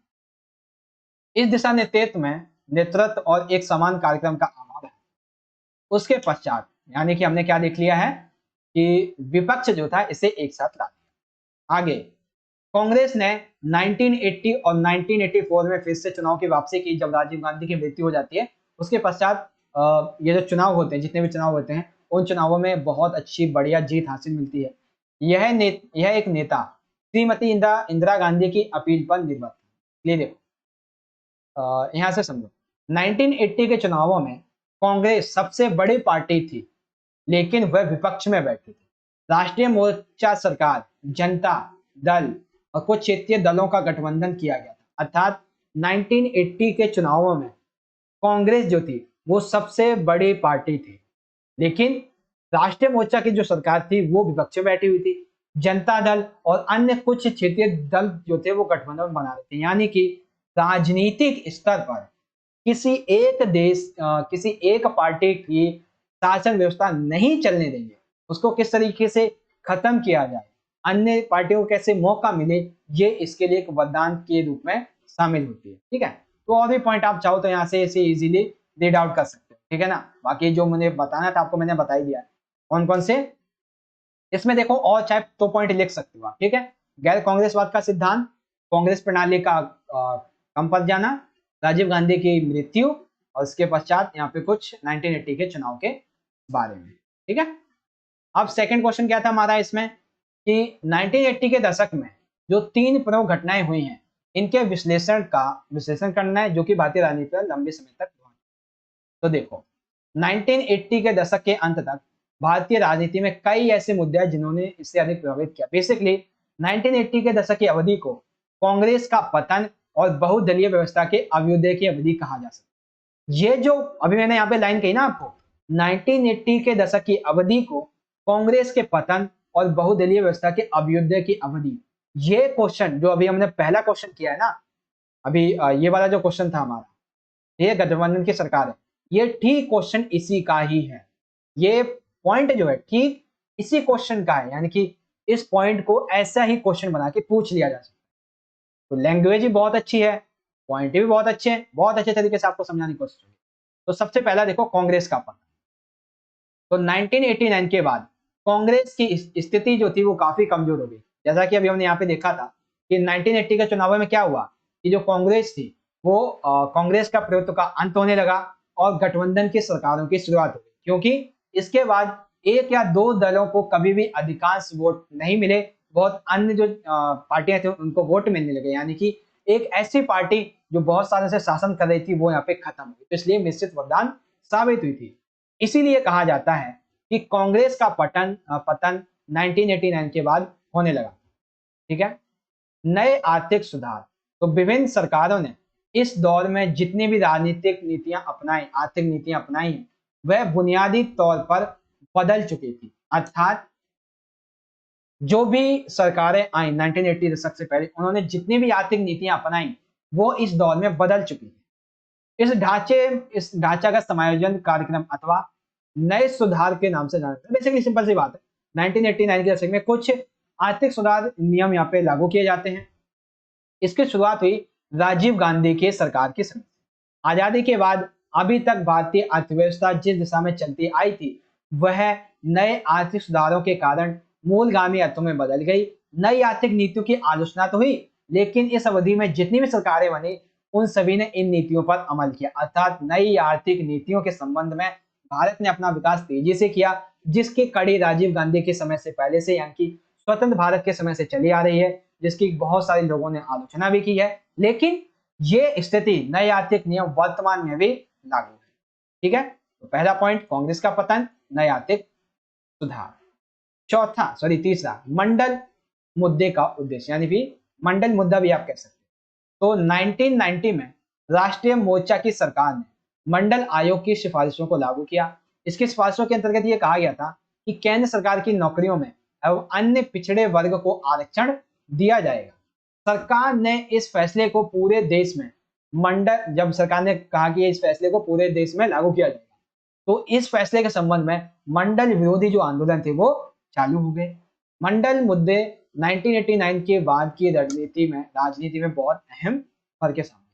अब एक पॉइंट बाबरी मस्जिद भी आप देख सकते हैं, क्योंकि बाबरी मस्जिद जो है वो 1992 के पहले से बहुत अपवादित था, लेकिन पूरी तरीके से ये बाबरी मस्जिद जो कांड था वो 1992 में सामने आया। 1992 में दिसंबर में अयोध्या में स्थित एक विवादित स्थल जिसका नाम था बाबरी मस्जिद, ठीक है, इसका विध्वंस कर दिया गया। इस घटना ने देश में कई राजनीतिक परिवर्तनों को जन्म दिया एवं उनका प्रतीक। इस घटना से भारतीय राष्ट्रवाद और धर्मनिरपेक्षता पर बहुत बड़ी बहस चल गई। अगर आपने अभी से 3 से 4 साल पहले की बातों को सुना होगा, तो जब अयोध्या में राम मंदिर बनने की बात आई थी तो बहुत बड़ी बहस बाबरी मस्जिद और अयोध्या मंदिर की बहुत बड़ी बहस छिड़ गई थी। तो ये बेसिकली भाजपा के उदय और हिंदुत्व की राजनीति का संबंध को दर्शाता। बेसिकली 1980 के दशक में कौन से मुद्दे हैं, तो कांग्रेस का पतन होने लगा था, जो गठबंधन की सरकारें थी ये अहम भूमिका निभाने लगी थी। नए आर्थिक सुधार जो थे वो अभी तक वर्तमान में भी लागू किए जाते हैं। मंडल मुद्दा यानी कि आरक्षण का मुद्दा वर्तमान में भी है। बाबरी मस्जिद इसका इतिहास में ये बेसिकली इसका जो योगदान है वो अभी भी देखा जाता है। इंग्लिश में देखें तो coalition government prove to be a boon for democracy in India. So support the statement with 3 relevant arguments। के बाद अथवा में है analyze 3 major developments towards the end of 1980s that made a long lasting impact on the politics। सबसे पहले ये जो कहाँ गया हमारा, हाँ, कॉलेज गवर्नमेंट जो है ये किस तरीके से यहाँ पे बनती है 1967 के चुनाव, जिसमें नॉन कांग्रेसिज्म का जो सिद्धांत होता है और जो कांग्रेस सिस्टम होता है वो कैसे कमजोर पड़ता है इसके बारे में। ठीक है, ये सारी चीजें आप लिखोगे। फिर 1989 के बाद में कांग्रेस जो है वो पूरी तरीके से हम कह सकते हैं कि खत्म होने लगती है। फिर कौन कौन से 1980 के दशक के मुद्दे हैं, तो decline of the Congress, new economic reforms, rise of Mandal issue and Babri मस्जिद। इस तरीके से ये हमने इंग्लिश में भी यहाँ पे समझ लिया। तो फाइनली दोस्तों इस तरीके से आज की इस वीडियो में एक important topic class 12 political science sample paper यानी कि राजनीति विज्ञान का सैंपल पेपर बोर्ड 2023 के लिए बहुत अच्छी तरीके से हमने यहाँ पे डिस्कस कर लिया है। अगर इस क्वेश्चन पेपर को आप इंग्लिश में देखोगे तो इस तरीके से यहाँ से देख सकते हो, ठीक है, लेकिन इसी क्वेश्चन पेपर को हिंदी मीडियम में बहुत अच्छे तरीके से विद सॉल्यूशन के साथ में देखना समझना, वो भी इतने कम समय में, हालांकि हमने तकरीबन 1.25 घंटे ले लिए हैं, ठीक है, जिसमें पूरा का पूरा सैंपल पर विद सॉल्यूशन हमने देख लिया है। ठीक है, तो आशा करता हूं कि आज की ये जो मेहनत रही हमारी आपको बहुत अच्छी लगी होगी और आपको अपना सैंपल क्वेश्चन पेपर बहुत अच्छे तरीके से समझ में भी आ गया होगा। अब कुछ बच्चों के दिमाग में कोई भी डाउट सैंपल क्वेश्चन पेपर के बारे में नहीं रहना चाहिए। अगर फिर भी कोई डाउट करे क्वेश्चन रह जाता है तो इंस्टाग्राम का लिंक आपको वीडियो के डिस्क्रिप्शन बॉक्स में मिल जाएगा, वहां पे जाओ, आप मुझे मैसेज कर सकते हो कोई भी क्वेश्चन डाउट होता है। ठीक है, बस मैं आपसे एक ही चीज कहना चाहूंगा, इस वीडियो को जितना हो सके अपने दोस्तों के साथ शेयर कीजिए, हिंदी मीडियम और इंग्लिश मीडियम के बच्चों के साथ, क्योंकि ऐसे ही इंपॉर्टेंट वीडियोस हम आपके लिए और भी लाते रहेंगे। बस आपको करना क्या है, हमारा साथ देने के लिए इस वीडियो को शेयर कीजिए, लाइक कीजिए।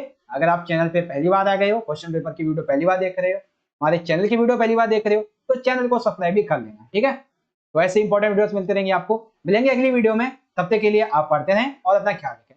धन्यवाद। जय हिंद, वंदे मातरम।